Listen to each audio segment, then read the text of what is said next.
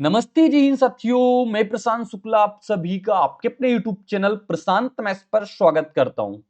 CGL और CHSL mains वाले दोस्तों के लिए पैसिफिक 360 सीरीज का लेक्चर नंबर 3, जहां पे हम सभी मेंस ओरिएंटेड 30 क्वेश्चन के साथ साथ उसकी प्रैक्टिस और उसके 360 रिवीजन और कुछ आपको सैंपल क्वेश्चन भी देते हैं, जिससे आपकी कंप्लीट मैथ रिवाइज हो जाए। इन क्लासेस का मेरा एक ही उद्देश्य है कि मैं आपको लिमिटेड टाइम में कंप्लीट मैथ की रिवीजन करवा पाऊं। यकीन करना, अगर आप सीरीज के अंत तक बने रहेंगे तो आप देखोगे हर एक मैथ का कंसेप्ट आपसे टच हो जाएगा और अच्छे क्वेश्चन के साथ आपकी एक प्रैक्टिस भी हो जाएगी। तो आज की क्लास का हम आपको वेटेज दिखाते हैं कि आज की क्लास में मैंने किस किस चैप्टर से कितने क्वेश्चन लिए, किस चैप्टर का कितना सैंपल क्वेश्चन है। आपके सामने पूरा ये दिख रहा होगा और आज की पूरी क्लास इसी पे अपने पास डिपेंडेंट है। यानी कि जितने लेक्चर जितने क्वेश्चन मैंने लिखे हुए हैं इन चैप्टर से, उतने ही आपको यहाँ पे देखने को मिलने वाले हैं। आज एडवांस का वेटेज आपको थोड़ा सा ज्यादा दिखे, क्योंकि मेरा उद्देश्य पहले एडवांस को पहले कवर कर लूं और स्टार्टिंग स्टैटिक्स प्रोबेबिलिटी इनसे ही होती है अपने पास, जिससे कि आपको सारी चीजें मैं रिवाइज करा दूं। चलो देखो, ये एसएससी रिपीटर बैच है। अगर आपका कोई भी कंसेप्ट वीक है, कोई भी कंसेप्ट, रेस कभी समझ नहीं आई, पार्टनरशिप के language based question, profit loss के लैंग्वेज बेस्ड क्वेश्चन, ज्योमेट्री का कोई भी कंसेप्ट, मेंसुरेशन की कटिंग, या फिर मैं कह रहा हूं मैथ का जितना भी टफ टॉपिक आपको लगता हो, अगर आपको आज तक समझ नहीं आया तो आप इस बैच को ज्वाइन कर सकते हो। यहाँ पे हर एक चीज आपको डिटेल में अच्छे तरीके से लिमिटेड टाइम में मिलती है। यानी 80 लेक्चर में अर्थमेटिक, एडवांस, स्टैटिक्स, प्रोबेबिलिटी सब कुछ कवर है। सब कुछ आपके जो टॉपिक वीक हैं वो आप यहां से कवर कर सकते हो, अपने कंसेप्ट आप यहां से स्ट्रॉन्ग कर सकते हो। कंप्लीट चीजें पड़ी हुई हैं प्रशांत मैथ्स के एप्लीकेशन पे, आप इसको विजिट कर सकते हो मेरे दोस्त, ठीक है। आज की क्लास का पहला क्वेश्चन आपके सामने ये लिखा हुआ है। 8 दिनों की गोदाम गणना के दौरान प्रतिदिन कॉटन की औसत संख्या 17 थी। दैनिक गणनाओं के वर्गों का योग इतना था, जनसंख्या मानक विचलन ज्ञात करो। सबसे पहले मैं आपको इसकी चीजें रिवाइज करवा देता हूं कि आपको कितनी चीजें होती हैं इसमें, वो आप पहले स्टैटिक्स के फार्मूले देख लो। जो मीन निकालते हैं, सबसे पहले सिग्मा एफ एक्स बटे हमारे पास सिग्मा एफ होता है। फिर हमारे पास मीडियन निकालना होता है, जो हमारे पास मीडियन का फार्मूला क्या होता है, एल प्लस हमारे पास एन बाई टू माइनस का सी, सी मतलब जो मीडियन क्लास होती है उसके ऊपर वाली वैल्यू, इंटू बटे एफ इंटू एच होता है। फिर अपना एक मोड होता है, मोड का फार्मूला होता है एल प्लस हमारे पास एफ वन माइनस का F not upon two F one minus F not minus का एफ टू इंटू एच होता है। अभी एफ वन एफ टू मतलब मोड क्लास की वैल्यू जो होती है वो होती है अपने पास। ये एक होता है अपने पास इंपीरिकल फार्मूला, इससे मेंस में भी क्वेश्चन आया था। इंपीरिकल फार्मूला, इंपीरिकल फार्मूला हमारे पास क्या होता है, मोड बराबर ही होता है, मोड से ही होता है हमारे पास 3 मीडियन और माइनस का 2 मीन होता है। 3 मीडियन माइनस का 2 मीन आता है हमारे पास इंपीरिकल फार्मूला। एक आता है हमारे पास वेरियांस निकालने का, जैसे मेरे पीछे क्वेश्चन था। वेरियांस होता है सिग्मा एक्सआई का स्क्वायर बटे का एन, जितने नंबर होते हैं, माइनस आप लिखोगे मीन, मीन का स्क्वायर हो जाता है। अगर स्टैंडर्ड डेविएशन आपको निकालना है तो अंडर रूट का वेरियांस होता है स्टैंडर्ड डेविएशन।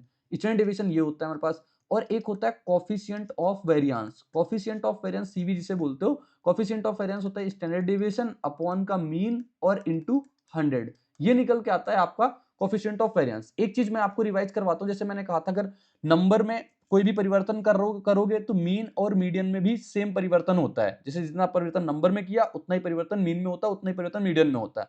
लेकिन जैसे नंबर के साथ अब जैसे मैं मीन डेविएशन की बात आती है, नंबर में से अगर आपने कुछ जोड़ा है या कुछ घटाया है तो मीन डेविएशन में कोई फर्क नहीं होता है। लेकिन जैसे ही नंबर में से कुछ गुणा किया है, नंबर में से कुछ भाग कराया है, तो मीन डेविएशन में हमारे पास वो गुणा भाग हो जाता है।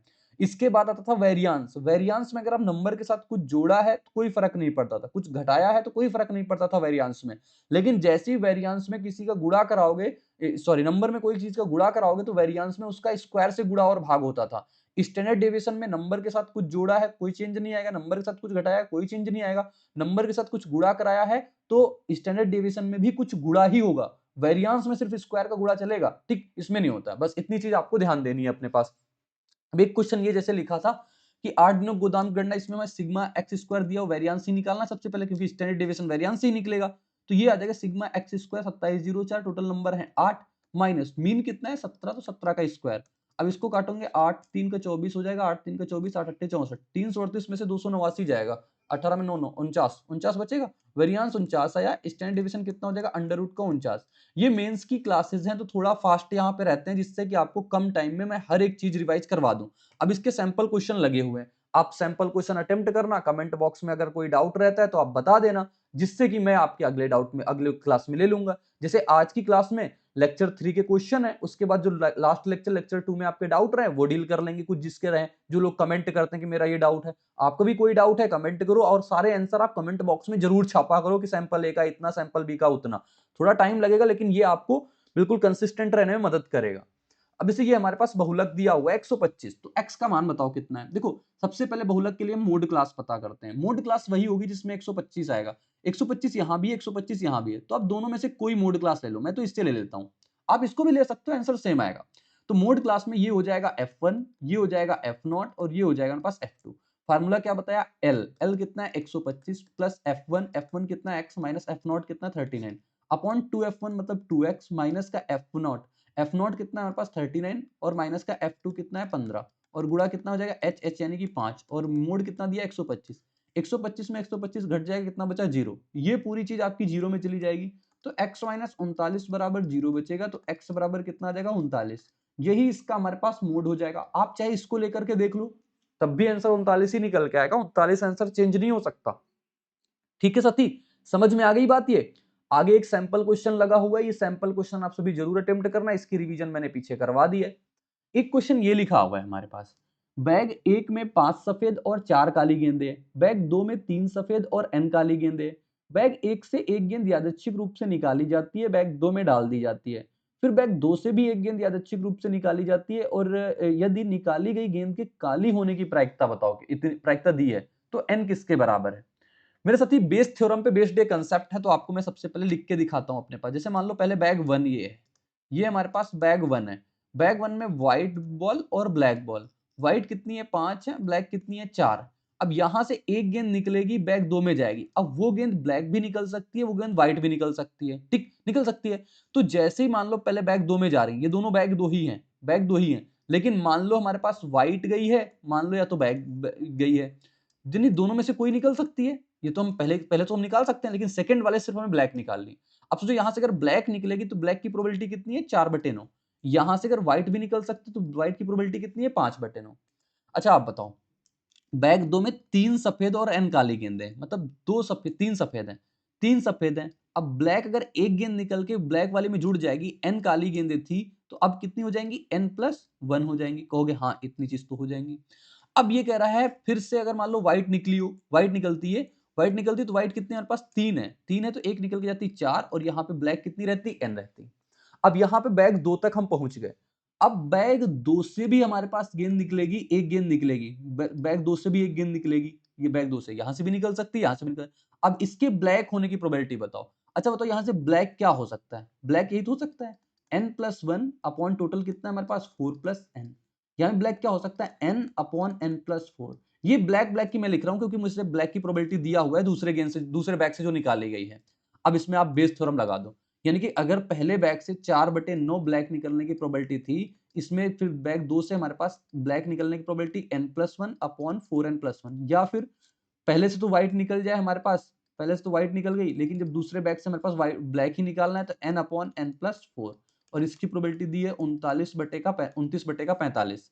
सॉल्व करेंगे, 9 कॉमन ले लेंगे, 9 से काटा इसको 5 बार में, तो 4n 5n कितना हो जाएगा 9n प्लस का हमारे पास 4, और ये गुणा 5 इधर आ जाएगा, इधर बचेगा हमारे पास 29, और ये 4+n, तो ये 29n और ये 45 में से 29 जाएगा, कितना बचेगा 16n बचेगा।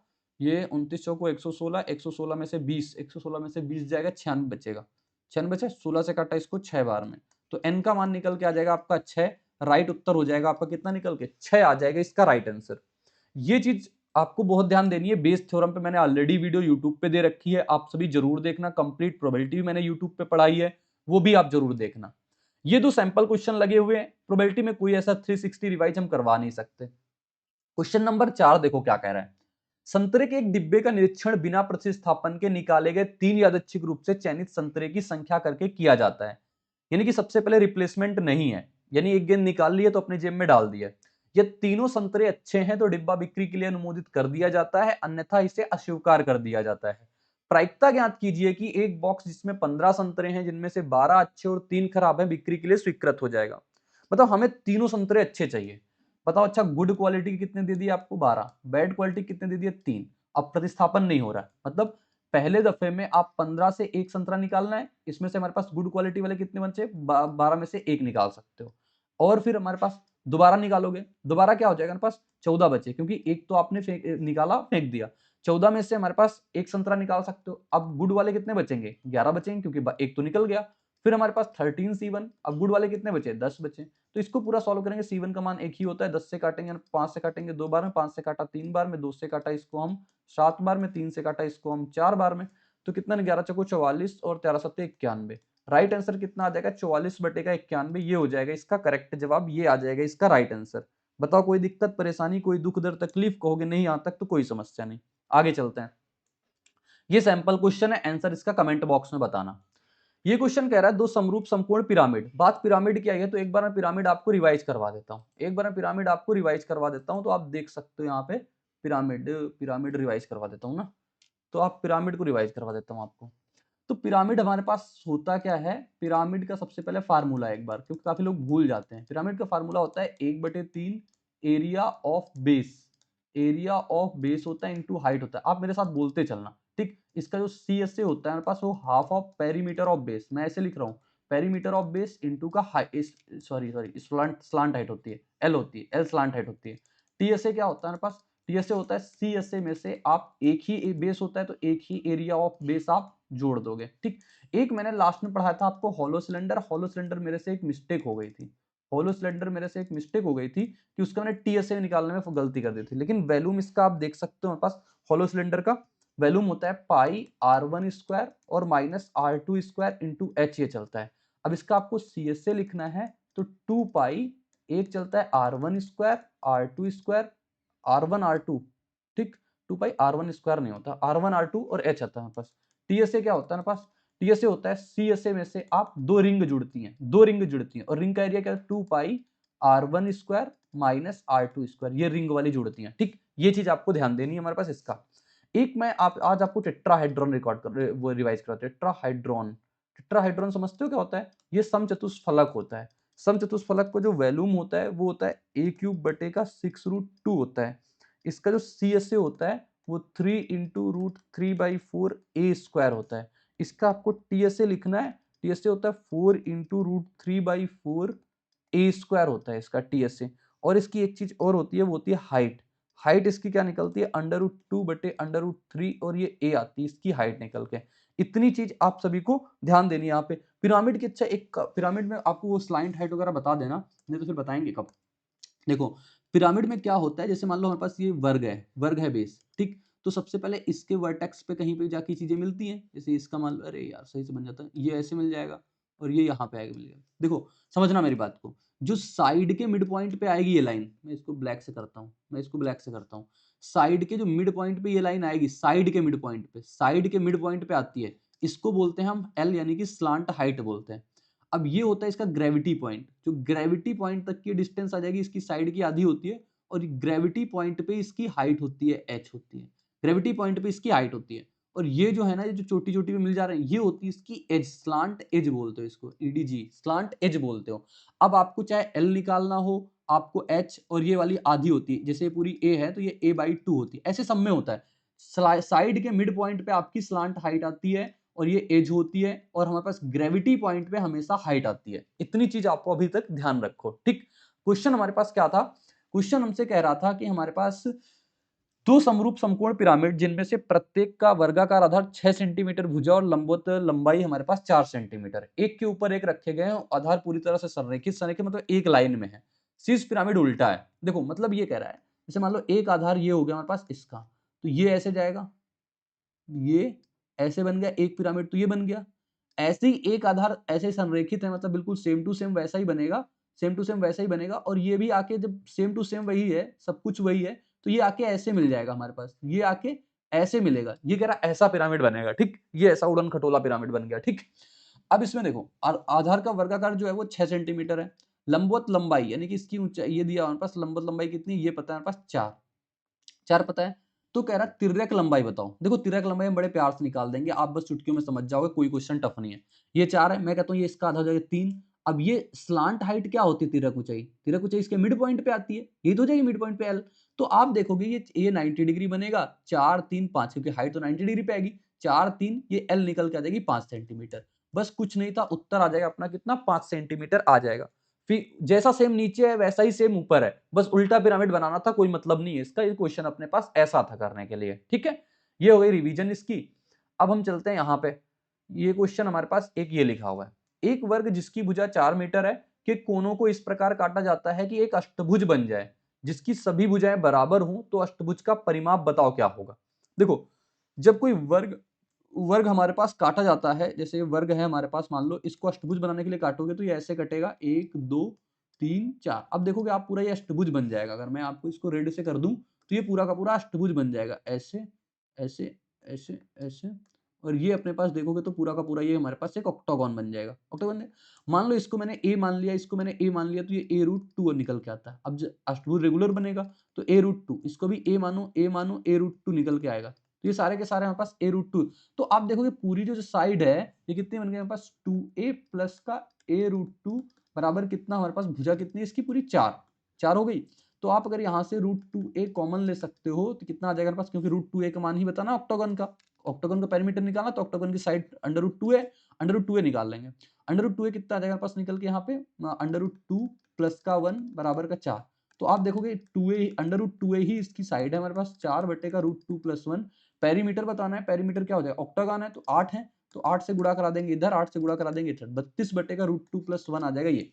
अब ऑक्टागन से हमारे पास बस एक चीज याद कर लेना आप, ऑक्टागन का एरिया, इसका जो ऑक्टागन का एरिया निकलता है ना, 2a² और अंडर रूट 2 प्लस 1 निकलता है। ये चीज आप तैयार करके रखना, ये चीज आप तैयार करके रखना, 2a² अंडर रूट 2 प्लस 1 निकल के आता है। तो आप इस चीज को बिल्कुल कंसीडर करके रखना। आगे एक क्वेश्चन, क्योंकि इस पे मैंने सैंपल लगाया हुआ है तो आपको ये चीज ध्यान देनी पड़ेगी, आपको ऐसे इसको करना है। आगे चलते हैं फिर, आपको आगे एक क्वेश्चन ये लिखा हुआ है, 20 सेंटीमीटर ऊंचाई और 14 सेंटीमीटर व्यास वाले एक धातु के ठोस बेलन को पिघलाकर 2 ठोस शंकु बनाए जाते हैं, जिनके आयतन का अनुपात इतना है और ऊंचाई 35 रखी जाती है, 35 रखी जाती है। पहले और बाद के समतल पृष्ठीय क्षेत्रफल में प्रतिशत परिवर्तन क्या होगा। ये क्वेश्चन मैं 1-1.5 साल पहले से पढ़ा रहा हूँ, आपको रिपीटर में पढ़ा रखा है। ये देखो, दोनों सीपीयू में पूछा था, तब जाके इन्होंने एनटीपीसी सीबीटी 2 में अभी अभी पूछ लिया था। देखो क्या है क्वेश्चन को कहने का मतलब, क्या है आप वो समझना बस। क्वेश्चन कहना क्या चाह रहा है, क्वेश्चन कहना ये चाह रहा है, अगर हमारे पास कोई एक बेलन है, ये बेलन है, ये बेलन है, इस बेलन को मैंने पिघलाया यानी मेल्ट किया, एक शंकु इस प्रकार से बन गया, एक शंकु इस प्रकार से बन गया, ऐसे 2 शंकु बन गए और दोनों शंकु की हाइट मेंटेन है। मतलब हाइट मैंने तो छोटा बड़ा बना दिया, लेकिन इनकी हाइट मेंटेन है, ये भी 35 का है, ये भी 35 का है, दोनों 35-35 के हैं, लेकिन वैल्यूम अलग अलग है। इसका वैल्यूम अगर 3 जाएगा तो इसका वैल्यूम हमारे पास 4 जाएगा। अब देखना मैं मेल्टिंग पे चलता हूं। मेल्टिंग में क्या होता है, वैल्यूम इक्वेट कराते हैं। वैल्यूम इक्वेट कराएंगे तो पाई आर स्क्वायर यानी कि आर स्क्वायर एच बराबर 1/3 पाई R1² एच प्लस H1 मान लो, इसका लिख लो 1/3 पाई R2² और H2। देखो इसकी H1 है, इसकी H2, जबकि H1 बराबर H2 है, क्योंकि इन्होंने खुद बोला है जिनकी ऊंचाई 45 सेंटीमीटर रखी जाती है। ठीक, ये चीज। अब देखो पाई की वैल्यू, तो पाई से पाई कॉमन लेके काट दिया मैंने, पहली बात तो ये। आर कितना, इसका 14 सेंटीमीटर व्यास था, तो 7 गुणा 7 हो जाएगा। एच कितनी इसकी, एच इसकी 20। अब 1/3 आप कॉमन ले सकते हो। R1² अपन को नहीं पता R1² कितना है, R1² नहीं पता कितना है, R2² भी नहीं पता कितना है, लेकिन हाइट पता है हमारे पास कितनी है, हाइट पता है हमारे पास 35 हाइट पता है। इसकी वैल्यू भी आर मत रखो, आर से हम आर को हम टच ही नहीं करेंगे, आर को हम बाद में यूज करेंगे सीधा, क्योंकि एक रिलेशन यहाँ से हमें दिख रहा है। 5 से काटेंगे 4 बार में, 5 से काटेंगे इसको 7 बार में। तो आप यहाँ से एक बात देखोगे, R² बराबर जो निकल के आएगा, R² बराबर जो निकल के आ जाएगा वो कितना निकल के आएगा, 7 को 28 बटे का 3 R1² प्लस R2², ये निकल के आ जाएगा 524 5 35, ये निकल के आ गया। अब हमसे कह रहा है पहले और बाद के समतल पृष्ठीय क्षेत्रफल। समतल पृष्ठीय, इसका बेलन का तो ये हो जाएगा, बेलन का तो ये समतल पृष्ठीय क्षेत्रफल, इसका तो यही होगा, इसका तो यही समतल पृष्ठीय क्षेत्रफल होगा। इनका हमारे पास बताना है प्रतिशत परिवर्तन क्या होगा समतल पृष्ठीय क्षेत्रफल में। तो यहाँ पे 2 समतल पृष्ठीय क्षेत्रफल है, तो 2 पाई R² आएगा। यहाँ पे एक है, वो कितना हो जाएगा, पाई R² यानी कि हमारे पास R1² और प्लस R2²। ठीक, अब पाई से पाई काट लो 2। अब आप देखोगे, अगर आप चाहो तो देख सकते हो, कि आर स्क्वायर की वैल्यू 28 बन जाएगी और R1 R2 की वैल्यू मेरे पास कितनी बन जाएगी, 3 बन जाएगी। कहीं पे कुछ मिस्टेक तो नहीं हो रहा है? ये 3 जाएगा, अच्छा ये 4 नीचे आएगा ना तो 12 हो जाएगा, क्योंकि ऐसे तो ऑप्शन भी नहीं दिख रहे थे। ये 4 नीचे आएगा तो ये 12 बन जाएगा हमारे पास। कितना हो जाएगा? क्योंकि ये 4 ऊपर है ना, नीचे आएगा तो ये बचेगा 7/12 बनेगा। तो अगर मैं यहाँ से रेशियो लिख लूँ, R2 का मान लिख लूँ, चाहे तो आप इसका मान लिख सकते हो हमारे पास। सीधे-सीधे आप R2 का मान डाल दो। R2 का मान कितना आ जाएगा? 7/12 R1 square plus R2 square, और यहाँ पे भी कितना है? R1 square plus R2 square. तो R1 स्क्वायर R2 स्क्वायर ये खत्म हो जाएगा हमारे पास। तो आप देखोगे 2 से जाएगा 6 बार में, तो 7 की चीज़ कितनी हो जाएगी? 6 हो जाएगी। 7 की चीज़ अगर कोई 6 हो गई तो कितने की कमी आ गई? 1 की कमी आ गई 7 पे। 1 की कमी 7 पे कितना हो जाएगा? 14 सही 2/7। हमने कुछ नहीं किया, ये 3/3 का रीयूज क्यों नहीं हुआ? क्योंकि वैल्यू में इक्वेट करा लिया है, तो यहाँ से मुझे एक रिलेशन बन गया इसके R स्क्वायर और इसके R1 square plus R2 square. क्योंकि मैं यहाँ से देख पा रहा था कि मुझे यही चीज़ मिल गई है, यही चीज़ मिल गई है। मैं ये क्वेश्चन पहले सॉल्व कर रखा तो मेरा माइंड मेकअप वैसे ही हो गया कि हाँ, ये क्वेश्चन भी वैसे ही सॉल्व होगा। तो आप सभी भी इसकी प्रैक्टिस कर सकते हो, ये चीजें आप देख सकते हो। ये क्वेश्चन मैंने ऑलरेडी पढ़ा चुका हूँ, 2-2 बार पढ़ा चुका हूँ, ठीक। तो ये चीज आप इसके सैंपल क्वेश्चन लगे हुए हैं, सैंपल क्वेश्चन आप सभी जरूर अटेम्प्ट करना। यहाँ पे शंकु से कुछ रिवीजन करवाना है, नहीं करवाना, शंकु का वैल्यू याद कर सकते हो, 1/3 पाई आर स्क्वायर एच होता है, वो यहीं पे लिख ही दिया। इसका C S A pi R L होता है, इसका टी एस ए जो होता है अपने पास, सी एस ए में से अपने पास पाई आर स्क्वायर जोड़ दो, और इसका एल जो आता है under root H square plus का आर स्क्वायर आता है। ये चीज आप ध्यान दो। फ्रस्टम वाला क्वेश्चन आएगा तो फ्रस्टम वाला करवा देंगे। ये लिखा हुआ है, पता लो आ ही गया फ्रस्टम में लगता, हाँ। 6 सेंटीमीटर आधार त्रिज्या और 36 सेंटीमीटर ऊंचाई वाले एक शंकु को आधार से एक निश्चित ऊंचाई पर आधार के समांतर काटा जाता है। काटने के बाद छिन्नक का आयतन 572 सेंटीमीटर क्यूब है। काटने के बाद प्राप्त छोटे शंकु के समान त्रिज्या वाले गोले का आयतन ज्ञात करो कितना है। सबसे पहले मैं फ्रस्टम के आपको फार्मूले रिवाइज करवा देता हूं, जिससे आपको फ्रस्टम रिवाइज हो जाए। फ्रस्टम क्या हो जाए? आपकी रिवीजन हो जाए फ्रस्टम की। तो आओ सबसे पहले फ्रस्टम की रिवीजन कर लेते हैं बस। जैसे जैसी चीजें आएंगी वैसे वैसी चीजें आपको सब मिलती चलेंगी। फ्रस्टम की क्या बात होती है? सबसे पहले वैल्यूम आता है मेरे पास 1/3 पाई R1 square R2 square plus R1 R2 into का H होता है। इसका हमारे पास सी एस ए होता है, वो होता है पाई R1 plus R2 into L होता है। इसका टी एस ए जो होता है ना पास, सी एस ए में से हमारे पास पाई R1 स्क्वायर, क्योंकि नीचे वाला बेस और ऊपर वाला बेस जुड़ जाएगा, पाई R1 स्क्वायर और R2 स्क्वायर होता है पास ये। अब क्वेश्चन, अच्छा इसका L भी निकालना पड़ता है ना, L निकालना पड़ता तो L निकाल लोगे आप कितने से? H square plus R1 minus R2 का होल स्क्वायर, इससे आप H निकाल सकते हो। अब इसे पीछे वाला क्वेश्चन क्या कह रहा था कि हमारे पास 6 सेंटीमीटर आधार एक शंकु है। ये शंकु मान लो है, ये शंकु है, इसको मैंने कुछ ऊंचाई तक काटा होगा, यहां से कट कर दिया होगा, कट कर दिया यहां तक। अब ये कहना ये चाह रहा है कि 36 सेंटीमीटर ऊंचाई वाला शंकु को एक निश्चित ऊंचाई पर काटा जाता है। मान लो h ऊंचाई पे मैंने कट कर दिया, तो ऊपर वाली कितनी बचेगी? 36 माइनस का h बच जाएगी। और इसकी रेडियस मान लो r है, इसकी रेडियस कितनी दे रखा है? 6 दे रखा है। सबसे पहले सिमिलरिटी कंसेप्ट से हम यहाँ से रेशियो पता कर सकते हैं, क्योंकि इसका आयतन दिया हुआ है, ठीक। हम आयतन तो इक्वेट कराना पड़ेगा, क्योंकि इसका आयतन 572 है, उसका आयतन के बराबर करना पड़ेगा, तब उसकी रेडियस निकलेगी। पहले मैं यहाँ पे सिमिलरिटी देख लूं, ये वाला ट्रायंगल, ये वाला ट्रायंगल आपस में सिमिलर होगा। जैसे ही दोनों ट्रायंगल सिमिलर होंगे तो हम इसको ऐसे लिख सकते हैं ना, ऐसे तो लिख सकते हैं कि पूरे वाले की हाइट है 36 और छोटे वाले की हाइट है 36 माइनस का h। पूरे वाले की रेडियस है 6, छोटे वाले की रेडियस है r। तो आप यहां से एक चीज ऑब्जर्व करोगे कि 36 माइनस एच बटे आर का जो मान निकल के आएगा वो 6/1 निकल के आया रेशियो में।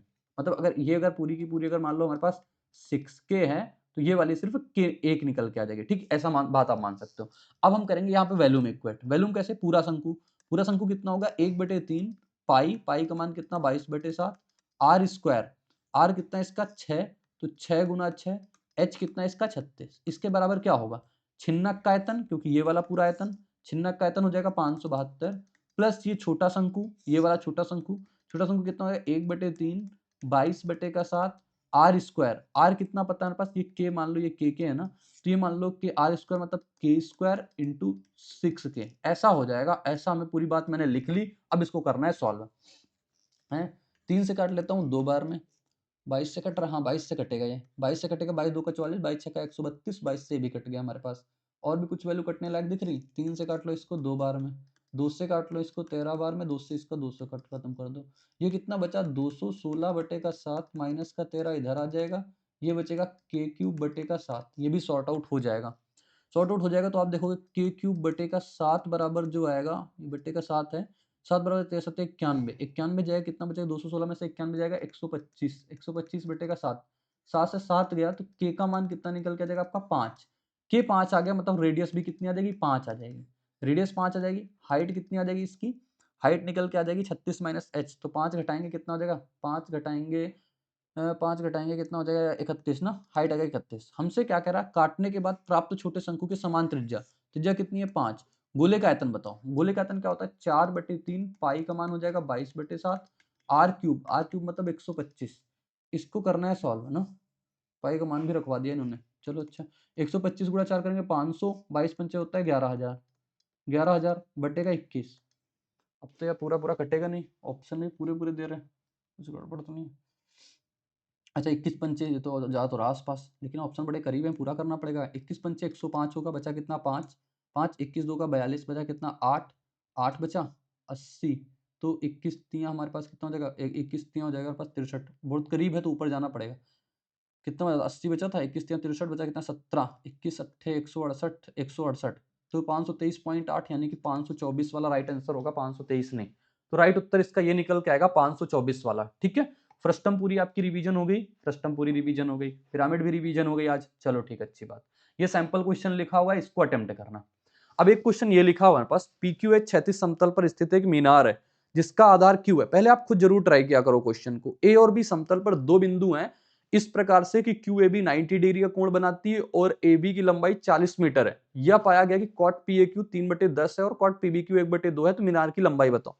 क्वेश्चन अच्छा है, सिर्फ इसमें से इसका डायग्राम समझना है अपने को। देखो कोई समतल है, इसमें एक मीनार है PQ मीनार है। अब कह रहा है हमारे पास AB दो बिंदु हैं इस प्रकार QAB 90 डिग्री। अब QAB 90 डिग्री होंगे तो ऐसे बनेगा फिर QAB ऐसे नीचे भी जा सकता है, नीचे भी जा सकता है, लेकिन हम कह रहे हैं कि ये फिगर बनेगी 3D में, 3D में फिगर बनेगी क्योंकि QAB 90 डिग्री समतल पे है। चलो देखते हैं आगे।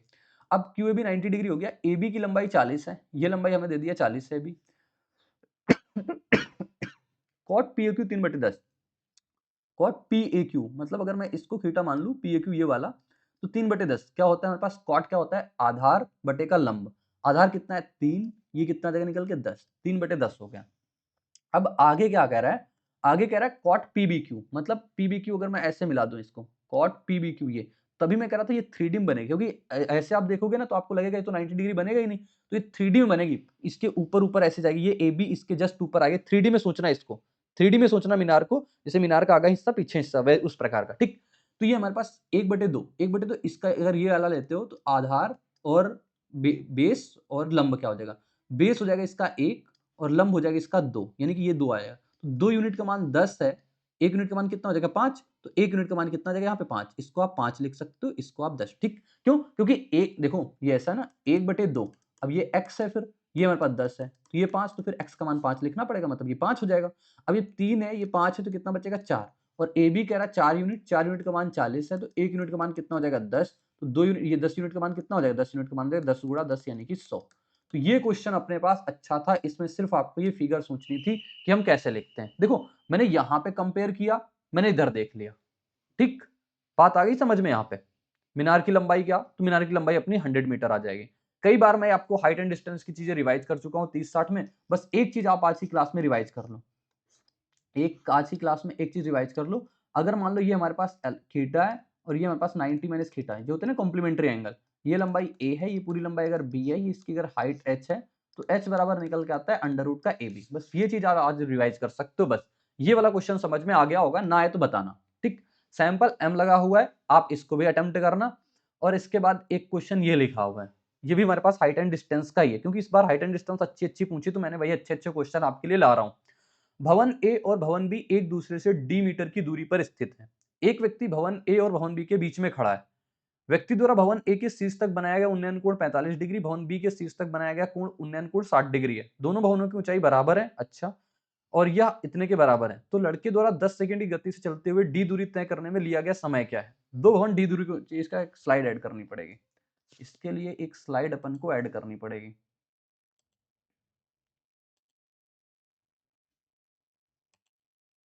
एक स्लाइड अपन को ऐड करनी पड़ेगी ये। तो अब देखो, जैसे हमारे पास कोई दो भवन है, एक भवन ये हुआ ए और एक भवन हुआ ये बी। अब यहाँ पे दोनों डी डिस्टेंस पे हैं, डी डिस्टेंस पे हैं, इसकी ऊंचाई और इसकी ऊंचाई इन्होंने कहा सेम है, सेम ऊंचाई है। एक बंदा कोई बीच में खड़ा हुआ है, इसके यहां से एंगल ऑफ एलिवेशन कुछ बनेगा, यहां से एंगल ऑफ एलिवेशन मतलब नीचे से ऊपर देखते हो एंगल ऑफ एलिवेशन। अब एंगल ऑफ एलिवेशन जो है ये 45 और 60 है, मतलब कि ये अगर ये देख रहा है तो 45 डिग्री, ये देख रहा है तो 60 डिग्री। ऊंचाई इनकी पता है, तो अच्छा बताओ अगर ये 45 है तो यहाँ भी 45 आएगा, मतलब एक और ये एक, ये 60 के सामने √3 है, तो इसके सामने कितना निकल गया हमारे पास, एक निकल गया। लेकिन ये √3 थोड़ी ना होगा, क्योंकि ये कह रहा है दोनों बराबर है, मतलब एक बराबर √3। तो जब एक बराबर √3 का है तो मैं इधर √3 लिख देता हूँ, तो ये भी हमारे पास √3 हो जाएगा। अब देखो मेंटेन है चीज, ये भी बराबर हो गया √3 √3 और ये √3 और ये एक। तो हमसे कह रहा है इसकी जो हाइट है √3 बराबर कितना दिया हुआ है हमारे पास, 100 √3 प्लस 1, तो एक यूनिट का मान इतना निकल के आ गया। हमसे कह रहा है इसकी डी बताओ, डी कितनी आ जाएगी, 100/√3 और इसका कितना है हमारे पास √3 प्लस का 1, तो √3 प्लस का 1 कट गया हमारे पास, तो डिस्टेंस निकल के आ गई 100, डिस्टेंस निकल के आ गई 100 निकल के आ गई। अब कह रहा है 10 सेकंड की गति से चलते हुए डी में लिखा गया समय बताओ, 100 की दूरी थी, अब 10 सेकंड में जाना है तो स्पीड क्या होनी चाहिए, 10 मीटर पर सेकंड होनी चाहिए। 10 मीटर पर सेकंड गति से 10 सेकंड इसका उत्तर आ जाएगा, मतलब 10 मीटर पर सेकंड इसकी चाल होगी, ऊपर इंग्लिश में सही लिखा हुआ है, 10 मीटर पर सेकंड इसकी चाल से जाने में 10 सेकंड इसको लगेंगे। ये क्वेश्चन था, बस आपको लैंग्वेज पढ़ के लिखना था और कुछ नहीं। तो यहाँ पे एक सैंपल क्वेश्चन ये लगा हुआ है, इसके साथ साथ जैसे आप देखते हो मुझे इतनी सारी चीजें रिवाइज रहती हैं, सारे फार्मूले रिवाइज रहते हैं। वो क्यों रहते हैं, क्योंकि एडवांस रिवीजन बुक का कमाल है। एडवांस रिवीजन बुक से आप पढ़ते रहोगे ना, आपकी सारी चीजें कवर होती जाएंगी लिमिटेड क्वेश्चन के साथ। यहाँ पे आपको सारे कंसेप्ट, पहले पूरे के पूरे कंसेप्ट, फिर 40-50 क्वेश्चन लिमिटेड, जिससे कि आपकी पूरी की पूरी चैप्टर की रिवीजन हो पाए। एडवांस की है ये, सिर्फ अभी एडवांस से आप पूरे रिवाइज कर सकते हो। 49 रुपए में आपको प्रशांत मैथ्स के एप्लीकेशन पे मिल जाएंगी। क्या सॉलिड क्वालिटी कंटेंट वाली बुक है ये भी, ठीक। क्रिटिकल रीजनिंग के आपको लिमिटेड रिसोर्सेस आपको मिल पाते हैं, मिल ही नहीं पाते। तो इसमें मैंने लगभग 600 से 700 क्वेश्चन दिए, वो भी चैप्टर वाइज। टोटल 12 चैप्टर यहाँ पे डिस्कस किए गए हैं, 12 चैप्टर 2025 तक के क्वेश्चन इसमें भी included. Statement, assumption, conclusion, cause and effect, assertion, reason, course of action, data sufficiency, floor puzzle, और मतलब इनइक्वालिटी, डेटा सफिशिएंसी, ये सारे क्वेश्चन है, लॉग, कोडेड ब्लड रिलेशन, ये सब इसमें कवर है। बहुत अच्छे अच्छे क्वालिटी क्वेश्चन पड़े हुए हैं, तो आप इसकी प्रैक्टिस कर सकते हो इस ई बुक को लेकर के। 2025 कूपन कोड यूज करोगे, आपको ये बुक मात्र 49 रुपए में अभी मिल रही है। तो आप प्रशांत मैथ्स के एप्लीकेशन में स्टडी मटेरियल वाले सेक्शन से जाकर के ये चीज आप ले सकते हो, ठीक है। बात हो गई यहां तक क्लियर, कहोगे हाँ ठीक, कोई दिक्कत नहीं। अब एक क्वेश्चन ये लिखा हुआ आया है, इस क्वेश्चन को आप सभी देख सकते हो। क्या कह रहे हैं, tan theta plus sec theta minus का 1 upon tan theta minus sec theta plus का 1। देखो इसके लिए हम पहले पूरी की पूरी एक बात आपको रिवाइज करवाते हैं। अब बात आई है रिवाइज करने की, तो इसको पूरा का पूरा रिवाइज करवाते हैं, जिससे आपको सारी चीजें बिल्कुल क्लियर कट हो जाए। हमारी स्टार्टिंग कहां से होती है, हमारी स्टार्टिंग यहां से हुई थी कि अगर ये मान लो साइन ए है माइनस कॉस ए है प्लस का 1 है, बटे हमारे पास साइन ए प्लस का कॉस ए और माइनस का 1। एक तो रिजल्ट ये होता है, ठीक। फिर यहीं पे आता है पास साइन ए प्लस का कॉस ए माइनस का 1 बटे का sign A minus cos A और प्लस का 1। दूसरी बात ये निकल के आती है। तीसरी बात चलो मैं इधर ही लिखता हूं यहीं पे। तीसरी बात हमारे पास कॉस में ले लो, ये पहले कॉस आ जाए, फिर साइन आ जाए, माइनस का 1 हो जाए, नीचे कॉस ए हो जाए, माइनस का साइन ए हो जाए और ये प्लस का 1 हो जाए। एक ये हो जाए, दूसरा अब ये माइनस में हो जाए, cos A minus sign A plus का 1 और कॉस ए प्लस साइन ए। देखो रिलेट करके याद करो ना, उतना ज्यादा आपको याद होगा। ये 4 रिजल्ट आपको मैं आज चुटकियों में बिल्कुल रिवाइज करवाता हूँ। 4 रिजल्ट आप याद रखोगे उतना आसान होगा। देखो जैसे साइन होता है, तो यहाँ हम प्रूविंग कैसे करते थे कि कॉस से भाग कराते थे, कॉस से भाग करते टेन आता था और ये प्लस का सेक आता था। तो हम पहला रिजल्ट इसका यही बोलते थे कि ये निकल के आएगा सेके प्लस का टेन। पूरा सॉल्व करने पे सेके प्लस का टेन आएगा। अब सेके प्लस सेक का टेन को आप क्या लिख सकते हो, आप इसको ये भी तो लिख सकते हो सेके माइनस का टेन अपॉन 1 अपॉन सेके माइनस का टेन, ये भी लिख सकते हो। दूसरी बात इसका रिजल्ट होता है, इसको आप ऐसे भी लिख सकते हो 1 प्लस साइन, जैसे इसको तोड़ोगे 1 plus sign A बटेगा cos A. मैं कहता हूँ 1 प्लस साइन ए बटे कॉस ए को आप ये भी लिख सकते हो कॉस ए बटे 1 माइनस का साइन ए, ये भी लिख सकते हो। ऐसे अगर यहाँ पे चलें तो इसका पहला रिजल्ट क्या, अब इसमें से ये वाला जो पहले, इसमें से हमारे पास कॉस से डिवाइड करेंगे, कॉस से डिवाइड करेंगे तो यहाँ पे बनेगा हमारे पास क्या, सेके माइनस टेन है। तो ये रिजल्ट निकल के आता है सेके माइनस, अभी आप प्रूविंग नहीं बता सकते यार, सब बैच में पढ़ा रखा है प्रूविंग वगैरह तो, ठीक। ये पहला रिजल्ट हो गया इसका। सेकंड रिजल्ट क्या हो जाएगा, आप इसको अगर और लिखना चाहते हो तो इसको ऐसे लिखते हो 1 अपॉन का सेके प्लस का टेन है। ये चीज रिवाइज करनी है आपको। और थर्ड रिजल्ट क्या है, आप इसको चेंज कर लो हमारे पास, तो 1 माइनस का साइन ए बटे का कॉस है। मैं कहता हूं अगर इसको आपको लिखना है तो इसको आप ऐसे भी लिख सकते हो कॉस ए बटे का 1 प्लस साइन ए। ये दोनों बातें आपस में बराबर है, मतलब चाहे इसको लिख लो चाहे इसको लिख लो, दोनों बातें आपस में बराबर। अब यहाँ पे कॉस से पहले साइन से भाग करा दोगे, साइन से भाग कराओगे, साइन बचेगा हमारे पास क्या, कॉसेक माइनस वाला, तो रिजल्ट क्या निकल के आएगा, कॉसेक के माइनस का कॉट ए। अब कॉसेक के माइनस का कॉट ए आता है तो आप कहते हो इसको हम ये भी तो लिख सकते हैं, कॉसेक के प्लस का कॉट ए, ठीक। अब इसकी दूसरी बात, जब इसको चेंज करोगे तो 1 माइनस का कॉस ए बटे का साइन ए निकल के आएगा। अब इसको आप लिखना चाहते हो तो साइन ए बटे का 1 प्लस कॉस ए भी लिख सकते हो, ऐसे मतलब साइन चेंज करके ऊपर नीचे कर दो, कोई इशू नहीं आता। ऐसे ही इसमें पहले साइन का भाग करा दो, साइन का भाग करा दो, प्लस में बनेगा तो हमारे पास प्लस में बनेगा तो कॉस से क्या आ जाएगा, प्लस का कॉट ए निकल के आ जाएगा। अब इसका दूसरी बात लिखना है, यानी कि इसी को चेंज कर लो, 1 अपॉन का कॉस से के माइनस का कॉट ए। देखो माइनस प्लस मैं बोलता सही हूँ लेकिन कई बार मैं लिख गलत देता हूँ, तो वो चीज आप सब जरूर ध्यान देना। तो 1 प्लस का कॉस ए, वैसे जनरली इससे जल्दी नहीं होता है लेकिन कोई भी कंसेप्ट होता है तो मैं देख लेता हूँ आप जब भी कमेंट करते हो, तो 1 प्लस कॉस ए बटे का साइन ए हो जाएगा, तो ये आएगा साइन ए बटे 1 माइनस का कॉस ए। एक चीज और जो ध्यान देना, मैं आपको वो भी लिखवा देता हूँ कि अंडर रूट अगर 1 माइनस का साइन ए है और बटे 1 प्लस साइन ए है, तो इसका जो रिजल्ट निकलता है डायरेक्ट वो ये निकलता है 1 माइनस का साइन ए बटे का कॉस ए, जैसे रिसर्च करा होगा। और इस चीज को आप ऐसे भी लिख सकते हो, मैंने नीचे लिखा हुआ है, बगल में लिखा हुआ है 1 प्लस कॉस ए, इसको ऐसे लिख सकते हो। कोई भी चीज हो, मान लो कल को आपके सामने ये लिखा हो 1 प्लस कॉस ए बटे 1 माइनस का कॉस ए, तो आप इसको चेंज करके लिख सकते हो ऐसा कि ये ऊपर तो बचेगा 1 प्लस कॉस ए, नीचे बचेगा पास 1 minus cos A, 1 plus cos A sign ए बच जाएगा। और इसको आप ऐसे लिख सकते हो साइन ए बटे 1 माइनस का कॉस ए। ये चीज आप जरूर रिवाइज करो, इसमें आप साइन ऊपर 1 प्लस साइन ए कर लो, 1 बटे साइन ए कर लो, 1 माइनस कॉस ए बटे, ऐसे आप लिख सकते हो तमाम सारी बातें। तो ये चीज आपको रिवाइज होनी चाहिए, ये चीज आपको पता होनी चाहिए, ठीक है। चलते हैं हम आगे फिर आगे। अच्छा क्वेश्चन तो छूट रहा था, क्वेश्चन तो करवा दूं। ये जैसे लिखा हुआ है, अब जैसे यहाँ पे देख रहे हो टेन है और सेक है, तो उत्तर जो निकल के आएगा वो हमारे पास सेक थीटा प्लस का टेन थीटा बन जाएगा। बस आप थीटा पर 45 डाल के इसको सॉल्व करते हो, उससे कर सकते हो, ठीक। Tan theta plus sec theta बनेगा, तो sec theta plus tan theta क्या होता है, 1 प्लस साइन थीटा बटेगा कॉस थीटा। डायरेक्ट रिजल्ट पता होगा तो हम इसको बड़ी चुटकियों में कर पाएंगे, इसका मतलब सिर्फ यही था और इसमें कोई रॉकेट साइंस नहीं है। अब क्वेश्चन मैंने डाला हुआ है, ये क्वेश्चन आप सभी जरूर अटेम्प्ट करना, देख लो बिल्कुल वैसे कंसेप्ट पे क्वेश्चन आते हैं, तो आप इसको रिवाइज कर लो, याद कर लो, नोट्स बार बार रिवाइज करते रहना, टेलीग्राम चैनल ज्वाइन कर सकते हो, ठीक है। अब एक क्वेश्चन ये लिखा हुआ है हमारे पास, a cot theta plus b cosec theta बराबर p, b cot theta plus a cosec theta बराबर, तो p square minus q square, बताओ क्या होगा। मैं यहाँ पे आपको कुछ कुछ बातें रिवाइज करवाता हूँ, पहले कुछ बातें रिवाइज करवाता हूँ मेरे दोस्त। वो बातें क्या हैं, वो बातें हैं कंपेयरिंग कोफिशिएंट की। जैसे कि मान लो हमारे पास ये लिखा होगा सबसे पहले a sin x प्लस का हमारे पास b cos x, a sin x plus का b cos x बराबर m। इसको ऐसे भी लिखा जा सकता है a cos x minus b sin x बराबर n। जो रिजल्ट निकलता है वो ये निकलता है a square plus b square बराबर m स्क्वायर प्लस का n स्क्वायर।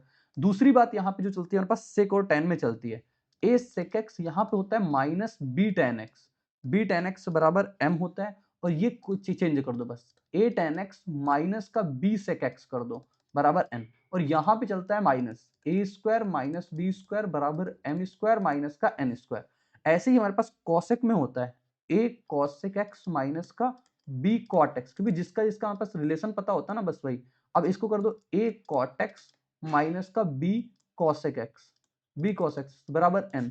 तो ये होता है पास ए स्क्वायर माइनस बी स्क्वायर बराबर एम स्क्वायर माइनस का एन स्क्वायर। ये चीज आप पता कर सकते हो। एक मैंने लास्ट में एक फार्मूला गलत लिख दिया था यार, वो टेन थ्री थीटा का ना, इसको आप देख लेना। टेन थ्री थीटा जो फार्मूला होता है वो सच में थ्री टेन थीटा माइनस का टेन क्यूब थीटा अपॉन का 1 माइनस का 3 टेन स्क्वायर थीटा होता है। उस टाइम पे मैंने मिस्टेक से लिख दिया था लास्ट क्लास में, ये वाला क्वेश्चन ये सही है, फार्मूला है ये सही, मैंने लास्ट टाइम पे गलत लिख दिया था, ठीक है। तो ये चीज आप ध्यान देना, इसको हम ऐसे करते हैं। क्वेश्चन क्या कह रहा था हमारे पास, ये क्वेश्चन देखो, सबसे पहले हमारी नजर यहाँ पे है, P square minus Q square बोला, तो हम P square minus Q square करेंगे। अब इसे पी स्क्वायर कर रहे हैं तो पी स्क्वायर करेंगे तो हमारे पास ये निकल के आएगा A square cot square theta plus का B square cosec square theta और प्लस का 2ab कॉसेक थीटा और कॉट थीटा, ये लिख लिया। अब माइनस क्यू स्क्वायर करना है, क्यू स्क्वायर करेंगे तो क्या निकल के आएगा हमारे पास, साइन साथ साथ चेंज करेंगे, तो B square cot square theta minus A square cosec square theta plus है लेकिन माइनस करेंगे तो माइनस का 2ab कॉसेक थीटा और कॉट थीटा। तो आप देखोगे ये चीज पूरी पूरी हमारे पास इससे कट जाएगी। अब यहां से अगर ए स्क्वायर ये है, ए स्क्वायर ये है, अगर मैं ए स्क्वायर कॉमन ले लूं, ये कहां चला गया, अरे अगर मैं ए स्क्वायर कॉमन ले लूं, अगर ए स्क्वायर कॉमन ले लेता हूं तो ये बनेगा कॉट स्क्वायर थीटा माइनस का कॉसेक स्क्वायर थीटा। आप देखते चलो बस। अब यहां से अगर मैं बी स्क्वायर कॉमन ले लूं, बी स्क्वायर कॉमन ले लूँ तो ये बनेगा कॉसेक स्क्वायर थीटा माइनस का बी स्क्वायर कॉमन लिया माइनस का कॉट स्क्वायर थीटा। अब बस एक चीज देखो, हमें रिजल्ट किसके बारे में पता होता है, cosec square theta cot square theta. तो ये बनेगा ए स्क्वायर, ये तो आएगा माइनस का 1, ये आएगा बी स्क्वायर और ये आएगा प्लस का 1। ठीक, तो क्या बनेगा माइनस का ए स्क्वायर प्लस का बी स्क्वायर उत्तर बनेगा, माइनस का ए स्क्वायर प्लस का बी स्क्वायर उत्तर ऑप्शन नंबर ए में। देखो मैंने क्या पकड़ा, मछली की आंख पकड़ी कि B square P square minus Q square बताना, तो उठा के P square minus Q square किया, बेसिक से सॉल्व किया, उत्तर अपने पास आ गया। हमें ऐसे क्वेश्चन ऐसे डील करने होते हैं, अपना दिमाग ज्यादा नहीं लगाना होता है। अब इसे एक क्वेश्चन ये लिखा हुआ है, आप सभी इसको ऐसे ही बनाने की कोशिश करना, उत्तर बड़ा आसान से निकल जाएगा। एक क्वेश्चन ये लिखा हुआ है हमारे पास, क्या कह रहा है देखो, क्वेश्चन कह रहा है त्रिभुज एबीसी में एंगल सी 90 डिग्री है, एम और एन की हमारे पास भुजाओं एबी और एसी के मध्य बिंदु है, एबी और एसी के मध्य बिंदु है, सीएम और बीएन बिंदु डी पर समकोण प्रतिच्छेद करते हैं, यदि बीसी बराबर 9 सेंटीमीटर तो बीएन की लंबाई। अब मीडियन के बारे में बात आई है तो पहले हम पूरी की पूरी मीडियन को निस्ते नाबूद कर देते हैं, और पहले पूरी की पूरी मीडियन का काम खल्लास कर देते हैं। एक दो स्लाइड ऐड करके पूरी मीडियन पढ़ लेते हैं, क्योंकि मीडियन से कई सारे कंसेप्ट हमें ध्यान देने होते हैं। तो मीडियन में सबसे पहले हमें ध्यान देना क्या है कि जहां पे हमारे पास वर्टेक्स से सामने वाली लाइन को दो भागों में बांटती है उसको मीडियन बोलते हैं, और जहां पे तीनों मीडियन मिलती हैं उसे हम क्या बोलते हैं, ग्रेविटी पॉइंट बोलते हैं, सेंट्रोइड। और ग्रेविटी पॉइंट सेंट्रोइड का जो रेशियो होता है, दो रेशियो का एक होता है। पहली बात इतनी क्लियर हुई। अब अगर मान लो मैं कहूं ये ए है, ये बी है, ये सी है, ये डी है, ये ई है और ये एफ है, इतना बात मैं बोल रहा हूं। अब इतना बात अगर मैं बोल रहा हूं तो यहां से एजीजीडी का रेशियो आपको पता हो गया, दो रेशियो एक, ये पता चल गया।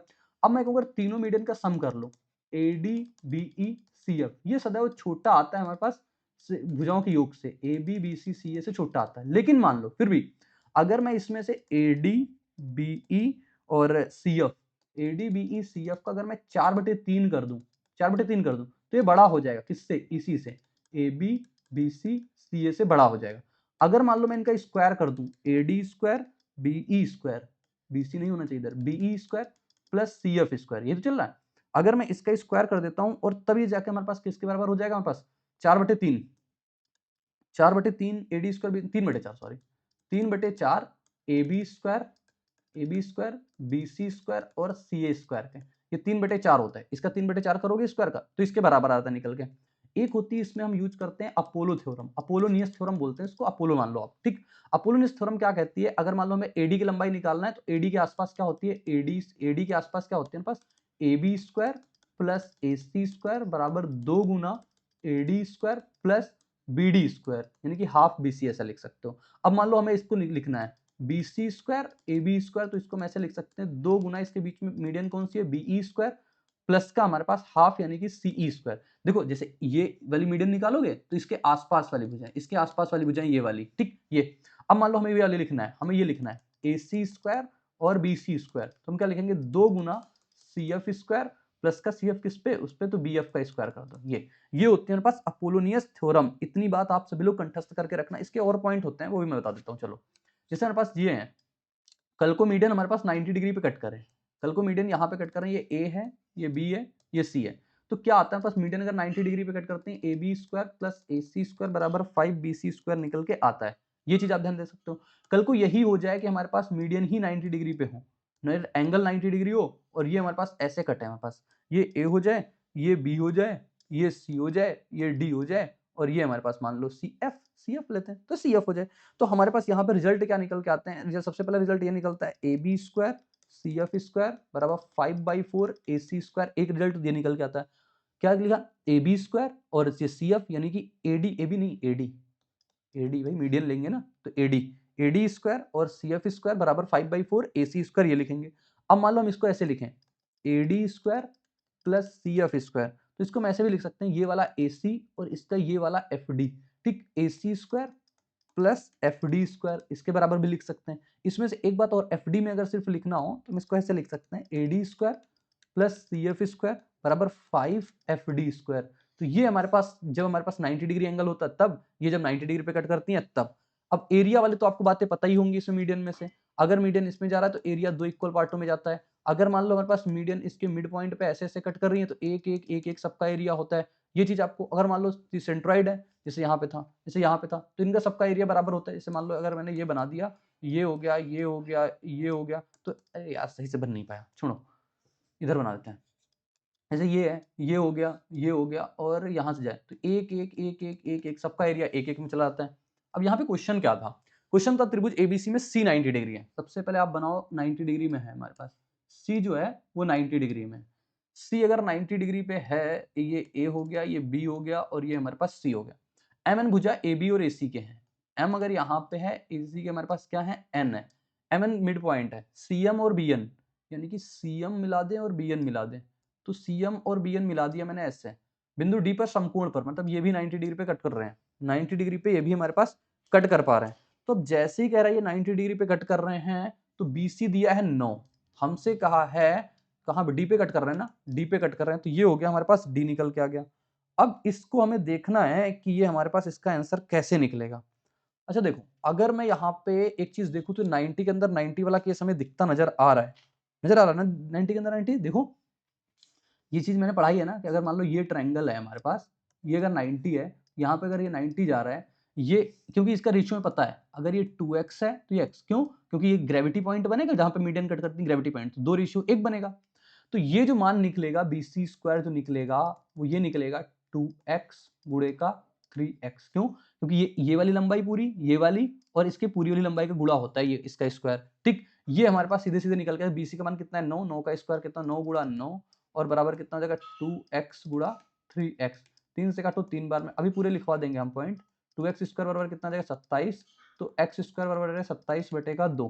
हमसे क्या कह रहा है, bn की लंबाई बताओ, bn कितना है 3x, तो x का मान कितना आ जाएगा यहाँ से हमारे पास 3√3 बटे का 2। हमें क्या बताना है, हमें बताना है bn, हमें क्या बताना है, bn कितना है भाई बताओ, bn कितना है हमारे पास 3x है। तो 3x जब हमारे पास ये है, तो 3 गुने का हमारे पास कितना करेंगे 3√3 बटे का 2। तो यही तो कह रहा है ना bn बताओ, bn कितना है 3x, तो 3 3 का 9, 9√3 बटे का, अच्छा ये √2 बनेगा ना, वही मैं सोच रहा हूँ, ये बटे का 2 तो कहीं दिख नहीं रहा, यहाँ दिख रहा, बनेगा नहीं। अब √2 बना, √2 से ऊपर नीचे आप गुणा करा दोगे तो क्या 3 3 का 9, 9√6 बटे का 2 बनेगा, 9√6 बटे का 2 बनेगा। और एक ऐसा क्वेश्चन ये आज नहीं आया, ऐसा क्वेश्चन पहले आ चुका है। आप देखो ये क्वेश्चन आया था सीजीएल में, सीजीएल में आया था, लेकिन मैं यहाँ पे आपको एक 90 में से 90 वाली केस हमें रिवाइज करवानी है ना, तो 90 में से 90 वाली एक बार मैं पूरी की पूरी केस आपको रिवाइज करवा देता हूँ, जिससे आपके दिमाग में सारी बातें हो जाएं।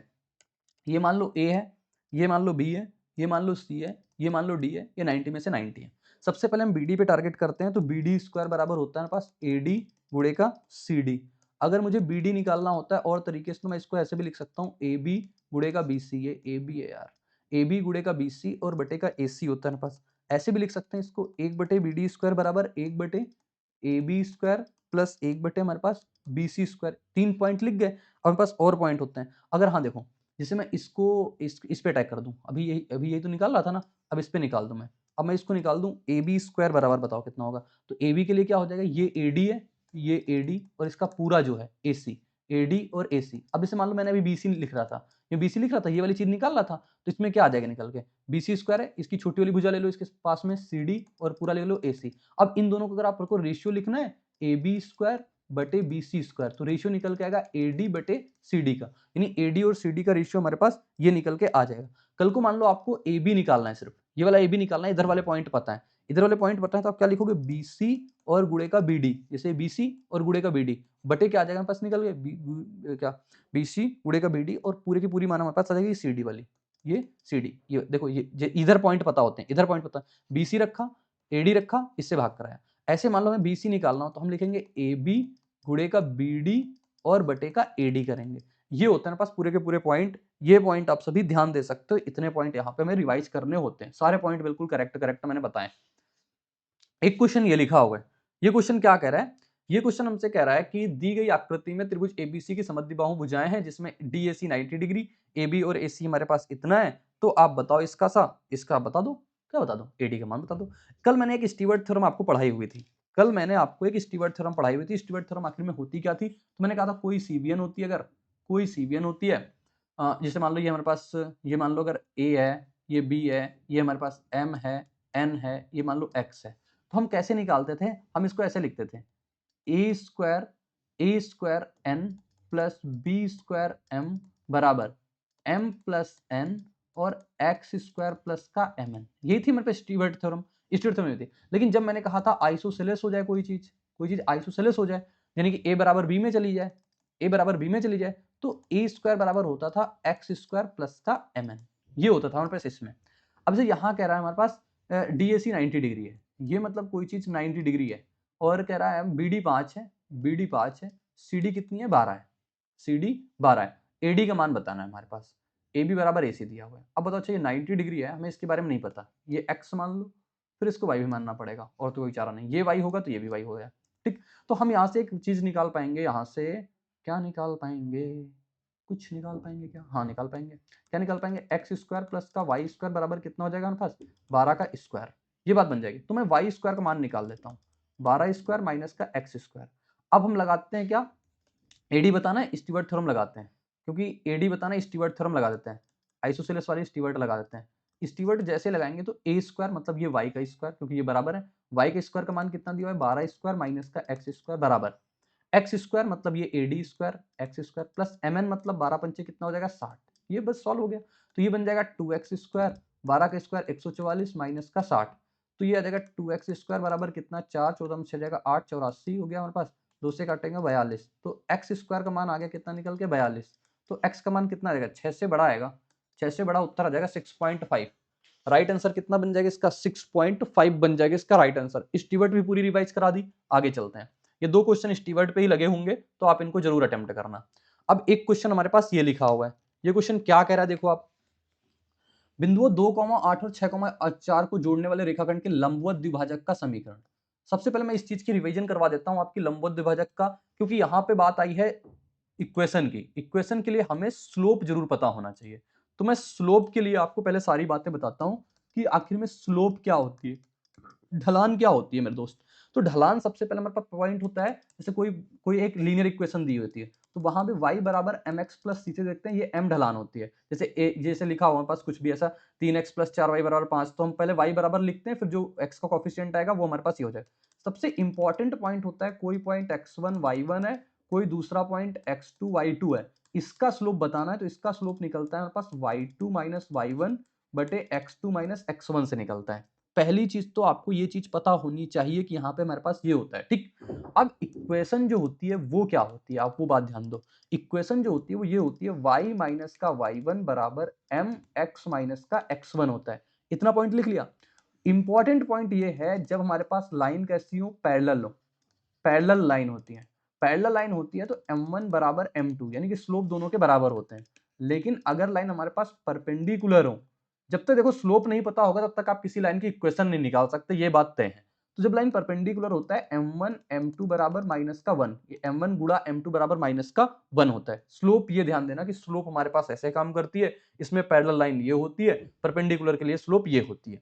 अब से क्वेश्चन आया है, बिंदु 2,8 है हमारे पास, ये सीजीएल 2025 का क्वेश्चन है, 2,8 और 6,4 ये है, को जोड़ने वाले रेखाखंड के लंबवत द्विभाजक का समीकरण। अब इसका लंबवत द्विभाजक ये आएगा, मतलब ये दोनों आपस में बराबर होंगे, इसका समीकरण बताओ क्या है।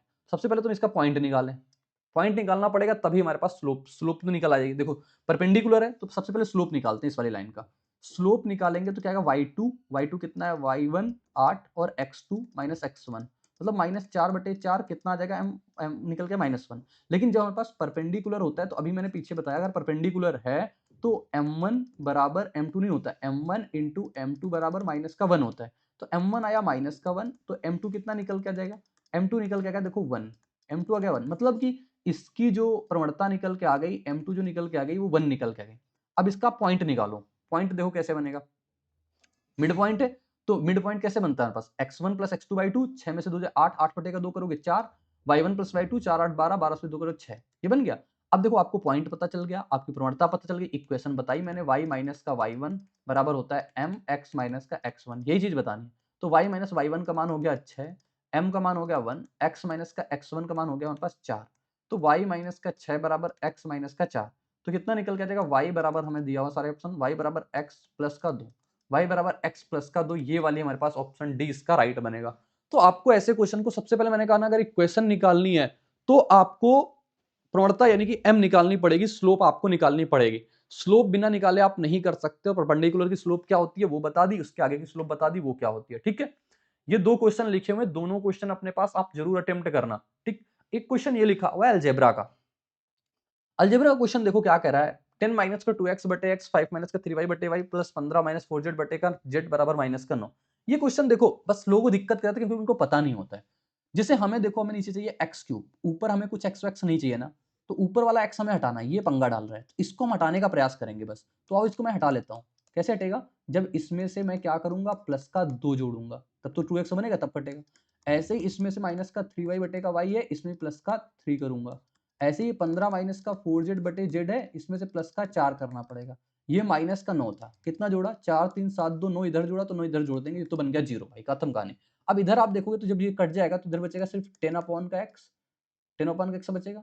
इधर कितना बचेगा, 5 से 3 5 3 8 बटे का y बचेगा, 8 बटे का y बचेगा ना, 3y, 8 बटे का y बच जाएगा।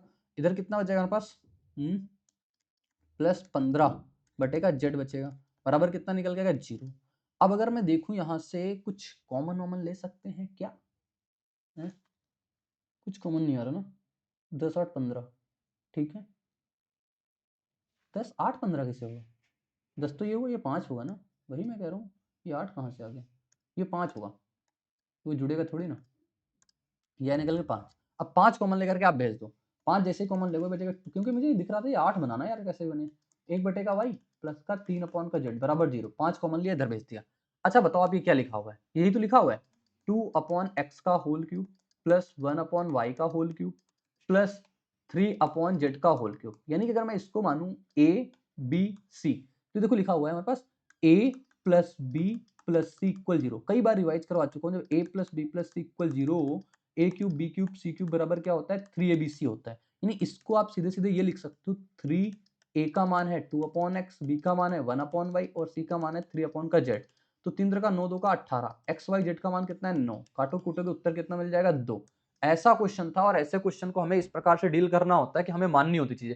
अब देखो जैसे मैंने ए cube B cube C cube आपको कई बार रिवाइज करवाया कि जब, अब सुनो सिर्फ 2 मिनट लगा के कान लगा के सुनो, A plus B plus C बराबर अगर 0 होता है तो A cube plus B cube plus C cube बराबर 3abc होता है, इसका वाइस वर्सा भी सही होता है। लेकिन अगर कल को ये बोल दे A plus B plus C is not equal 0 और A cube plus B cube plus C cube बराबर 3abc दे दे, तो यहाँ पे आती है कंडीशन ए बराबर बी बराबर सी की। ऐसे ही A square plus B square plus C square minus A B minus B C minus C बराबर 0 अगर होता है तो यहाँ पे भी ए बराबर बी बराबर सी की कंडीशन आ जाती है। फिर मैंने एक चीज आपको बताई थी, A cube plus B cube plus C cube minus 3abc वाले 4 फार्मूले, वो क्या होते हैं पास, एक होता है ए, पहला होता है A plus B plus C और फिर ब्रैकेट पे A square plus B square plus C square minus A B minus B C minus का सी होता है। फिर दूसरा होता है half of A plus B plus C और ब्रैकेट पे ए माइनस बी का whole square plus B minus C का whole square plus C minus A का होल स्क्वायर, ये होता है। फिर तीसरा फार्मूला होता है A plus B plus C और ब्रैकेट पे हमारे पास ए प्लस बी प्लस सी का होल स्क्वायर माइनस का 3ab plus B C plus का सी, ये होता है। चौथा होता है 1/2 A plus B plus C होता है और फिर ब्रैकेट पे 3 A square plus B square plus का C square minus A plus B plus C का होल स्क्वायर, ये होते थे। फिर मैंने कहा था अगर ए बी सी हमारे पास एपी में होते हैं और A cube plus B cube plus C cube minus का 3abc पूछता है तो हम क्या लिखते हैं, पास 9 गुणा डिफरेंस का स्क्वायर इनटू मिडल टर्म होती है। और इसी जगह पर अगर A square plus B square plus C square minus A B minus B C minus C होता है तो हम लिखते हैं 3 गुणा डिफरेंस का स्क्वायर। अब आपको एक आप चीज ध्यान आ रही होगी ना, एक चीज कि इतनी चीजें हमें रिवाइज क्यों है, क्योंकि एडवांस रिवीजन बुक से बार बार पढ़ो, रिवीजन अपनी आप होती रहेगी। आगे चलते हैं। अब अलजेब्रा की बात आई ना, अलजेब्रा तो मैंने कुछ रिवाइज ही नहीं करवाया, तो बोला है एक कुछ फिक्स पैटर्न वाली चीजें हमें रिवाइज करवा देनी, क्योंकि हमें हर क्लास में देखना है ना कितना कितना कवर करना है। मैंने अपना टारगेट बना रखा है, इस क्लास में इतना रिवीजन करवाना है, इस क्लास में उतना। ये क्वेश्चन तो सैंपल है, लेकिन इसकी रिवीजन ये है, x प्लस 1 अपॉन एक्स बराबर 2 है तो यहाँ पे x बराबर आप 1 रखते हो। कल को अगर ये बोलता है x प्लस 1 अपॉन एक्स बराबर माइनस का 2 तो x बराबर आप माइनस का 1 रखते हो, ये चीज आप ध्यान देना। कल को ये भी बोल सकता है एक्स स्क्वायर, हाँ x square plus 1 upon x square बराबर 2 है तो x बराबर आता है प्लस माइनस का 1 आता है। अगर कल को ये बोल दे x प्लस 1 अपॉन एक्स बराबर 1 है तो ये x क्यूब बराबर माइनस का 1 आता है। अगर कल को कोई ये बोल दे x प्लस 1 अपॉन एक्स बराबर माइनस का 1 है तो x क्यूब बराबर 1 आता है। ठीक, और कुछ पॉइंट होते हैं, हाँ एक पॉइंट ये भी तो होता है, x प्लस 1 अपॉन एक्स बराबर अगर रूट 3 है तो यहाँ से x की पावर 6 निकलता है माइनस का 1। कल को अगर x प्लस 1 अपॉन एक्स बराबर माइनस का रूट 3 हो तब भी x पावर 6 बराबर माइनस का 1 ही निकलता है। इतने पॉइंट आप और पढ़ लो, क्या ही दिक्कत जाती है, क्या ही दिक्कत आती है। अब क्वाड्रेटिक इक्वेशन वाला क्वेश्चन दिख रहा है मुझे, m and n are the roots of the equation ax square, ये स्क्वायर होगा, ax square plus bx plus का c equal 0, then equation whose roots are m square plus 1 बटे m and n square plus 1 बटे n each। सबसे पहले quadratic equation की तो हम पूरी आपको बता देते हैं, क्योंकि आज की क्लास में पहली बार ही आया है तो क्वाड्रेटिक इक्वेशन पूरा रिवाइज करवा देते हैं। क्वाड्रेटिक इक्वेशन पूरा रिवाइज करवा देते हैं। होता क्या है एक्चुअली, क्वाड्रेटिक इक्वेशन हमारे पास ए एक्स स्क्वायर प्लस का बी एक्स प्लस का सी, ए स्क्वायर भी मेरे सही नहीं बनता ना ये। अगर मान लो मुझे क्वाड्रेटिक इक्वेशन है, तो अगर अल्फा प्लस बीटा मतलब सम ऑफ रूट जिसे बोलते हो, सम ऑफ रूट निकलता है माइनस बी बटे का ए। एक होता है product of root alpha beta, ये होता है सी बाई ए होता है। अब इक्वेशन जो निकलती है, आपको इक्वेशन किसी की भी आपको निकालनी, इक्वेशन ऐसी निकलती है हमारे पास X square minus sum of root, sum of root यानी कि इनका मूलों का योगफल और x प्लस का प्रोडक्ट ऑफ रूट, क्या प्रोडक्ट ऑफ रूट। आप प्रोडक्ट ऑफ रूट देख सकते हो, बराबर क्या हो जाएगा 0। एक आता है इसी में से हमारे पास त्रिधराचार्य फार्मूला, त्रिधराचार्य फार्मूला क्या होता है minus B plus minus under root B square minus का 4ac अपॉन का 2a। फिर आती है एक नेचर ऑफ रूट, अभी मैं सब कुछ बता तो रहा हूं ना, नेचर ऑफ रूट आप सिर्फ सुनते चलो, हर एक चीज आपकी रिवीजन हो जाएगी। नेचर ऑफ रूट क्या होता है, तो नेचर ऑफ रूट में ये आता है, जैसे नेचर ऑफ रूट इस पे डिपेंड करता है, बी स्क्वायर माइनस का 4ac। अगर बी स्क्वायर माइनस 4ac 0 से बड़ा है तो रूट हमारे पास कैसे आते हैं पता है, 0 से बड़ा आता है तो रूट आते हैं हमारे पास रियल आते हैं और अनइक्वल होते हैं। हाँ, ये अनइक्वल होते हैं, रियल अनइक्वल। अगर बी स्क्वायर माइनस 4ac बराबर 0 है तो रूट हमारे पास रियल भी होते हैं, रियल भी होते हैं और इक्वल भी होते हैं, दोनों होते हैं। अगर मान लो बी स्क्वायर माइनस का 4ac लेस देन 0 होता है तो रूट जो होते हैं ये रियल पहले नहीं होते, ये तो इमेजिनरी होते हैं, इमेजिनरी होते हैं और अनइक्वल होते हैं, इमेजिनरी और अनइक्वल होते हैं। एक बात और निकलती है, अगर बी स्क्वायर माइनस 4ac बराबर एक परफेक्ट स्क्वायर मिल जाए, कोई क्या मिल जाए, परफेक्ट स्क्वायर मिल जाए कोई। परफेक्ट स्क्वायर क्या होता है ना पास, तो ये हमारे पास जो रूट आते हैं ये रूट रेशनल मिलेंगे आपको, यानी कि रेशनल नंबर मिलेंगे। एक बार डायरेक्ट पूछा था, रेशनल नंबर मिलेंगे और इंटीजर मिलेंगे, और इंटीजर मिलेंगे। एक बात तो मैंने बताई नहीं आपको कि क्यूबिक क्यों नहीं बताई ना, A X cube plus B X square plus का सी एक्स प्लस का डी इक्वल अगर 0, और यहां से अगर alpha plus beta plus gamma आपको निकालना मतलब सम ऑफ रूट निकालना तो माइनस बी बटे ए ही होता है। अगर अल्फा बीटा बीटा गामा और गामा अल्फा बताना हो हमारे पास तो ये आता निकल के सी बटे ए। और अगर प्रोडक्ट ऑफ रूट निकालना है अल्फा बीटा गामा तो डी बटे का होता है, वो भी माइनस का। तो इतनी चीजें आपको इसमें से तैयार रखनी है, इक्वेशन ये बनती है और इक्वेशन ही आप ध्यान देना, ठीक। क्वेश्चन क्या कह रहा है हमारे पास, एम और एन आर रूट है, एम और रूट है, then the equation whose root इतना। अब सबसे पहले इसको टैकल करो कि सम ऑफ रूट क्या होगा। सम ऑफ रूट अगर मैं लिखूं, मैं एक बार डायरेक्ट ही लिखता हूं ना, मैं लिखूंगा इक्वेशन तो क्या लिख सकता हूं, मैं लिखूंगा X square minus sum of root, sum of root क्या होगा एम स्क्वायर प्लस का 1 बटे का एम और प्लस एन स्क्वायर प्लस का 1 बटे का एन, ये आएगा हमारे पास ये निकल के। और प्लस का product of root, product of root क्या होता है एम स्क्वायर प्लस का 1 बटे का एम गुड़ा एन स्क्वायर प्लस का 1 बटे का एन और बराबर क्या हो जाएगा 0, यहाँ पे आता है एक्स, ठीक। ये चीज आपको बस ध्यान देनी है कि इतना हमें बताना है। अब सबसे पहले आप देखोगे हमारे पास सम ऑफ रूट यानी कि m प्लस एन क्या हो जाएगा माइनस बी बटे ए, तो यही है। प्रोडक्ट ऑफ रूट mn कितना हो जाएगा हमारे पास, mn हो जाएगा c बटे ए, तो c बटे ए हो गया। अच्छा अब अगर हम देखने चले तो हम क्या कर सकते हैं यहाँ पे, ये जैसे क्या लिखा हुआ है हमारे पास एम स्क्वायर प्लस का 1, इसको मुझे कुछ सोचना पड़ेगा ना, तो आप सोच लेते हैं एक्स स्क्वायर माइनस, अगर मैं इसको ऐसे डिवाइड कर दूं m प्लस 1 अपॉन एम और ये plus n plus 1 upon N और गुड़े का कंप्लीट x, कंप्लीट x क्योंकि बनाना तो पड़ेगा जैसे तैसे करके। अब इसका अगर मैं गुणा कराऊं तो इसको भी ऐसे लिख सकता हूँ 1 प्लस ये m और इसको लिख सकता हूँ n plus 1 upon N equal कितना हो जाएगा 0। तो आप देखोगे कि ये बनेगा हमारे पास, बात अगर मैं इसका इनका जोड़ूं तो ये बनेगा m प्लस n बन जाएगा और प्लस 1 अपॉन एम एन, ये आ जाएगा एम एन और ये m प्लस एन ऐसा बन जाएगा ये, और पूरे का x लगेगा। प्लस इसका अगर मैं गुणा कराऊं तो एम एन प्लस एन बटे एम प्लस हमारे पास एम बटे एन और प्लस का 1 अपॉन एम एन, क्योंकि हमें जितनी जितनी बातें पता है ना हम वहीं पे तो घूमेंगे, तो वहीं घूम रहे हैं। अब m प्लस एन का मान देखो हमें पता है, m प्लस एन का मान पता है हमारे पास माइनस का b बटे का a प्लस एम एन का मान, m प्लस एन का मान पता है माइनस का b बटे a और एम एन का मान भी पता है c बटे का a। कैलकुलेशन ज़्यादा है इस पे से, a से a कट जाएगा हमारे पास ये, प्लस हमारे पास एम एन का मान पता है c बटे a और ये होगा N square plus M square. अब यार इसको तो हमें लिखना पड़ेगा, ये एम एन का मान लिख दो सबसे पहले नीचे c बटे का a, अब ये बनेगा N square plus M square. तो एम स्क्वायर प्लस का एन स्क्वायर कैसे निकलेगा, आप देखोगे यार एम स्क्वायर प्लस का एन स्क्वायर जो निकलेगा ना वो ऐसे निकलेगा बी बटे ए यानी कि बी स्क्वायर बटे का ए स्क्वायर और माइनस का टू एम एन यानी कि 2c अपॉन का ए बनेगा ये। तो ये ऊपर बन जाएगा हमारे पास कितना, अगर मैं इसको फर्दर और सॉल्व करूँ तो ये आएगा ए स्क्वायर, ये आएगा बी स्क्वायर माइनस का 2ca, मतलब ये बनेगा हमारे पास ए स्क्वायर और ये बी स्क्वायर माइनस का 2ca, ये 2ca। अभी कुछ बच रहा है ना, हाँ, 1 अपॉन का mn बन रहा है, 1 अपॉन mn क्या हो जाएगा, ए बटे सी बटे, तो ए बटे का सी आ जाएगा निकल के, तब आएगा पूरा 0। भाई बड़ा कैलकुलेटिव क्वेश्चन दे दिया, ये तो पहले को में करने वाले नहीं, दूसरे को में जब ज्यादा टाइम बचे तब करने वाला है। हर जगह कैलकुलेशन, एक तो ऑप्शन भी खतरनाक दिख रहा है। अब अगर मैं इसको फर्दर लिख चाहूँ तो एक बार ऐसे लिख सकता हूँ इसको, माइनस बी बटे ए और माइनस का बी बटे का सी, ये हो जाएगा, ये एक्स हो गया, प्लस इसको देखेंगे तो ये आएगा सी बटे का ए, एक ए से इसको काट दो तो ये बचेगा प्लस का बी स्क्वायर माइनस का 2ca बटे का ए सी प्लस का हमारे पास ए बटे का सी बराबर कितना हो जाएगा 0। अब हमें देखना है, ये बीच में सबसे पहले प्लस वाला आंसर होगा, और सारी जगह प्लस दे रखा है भाई, पंगा है, पंगा है। अब ए सी एक्स स्क्वायर मिलेगा, ए सी एक्स स्क्वायर सब जगह मिल रहा है, दिक्कत फिर कहाँ पे है भाई, इनकी दिक्कत देखो कहाँ, वो दिक्कत पकड़ते हैं ना।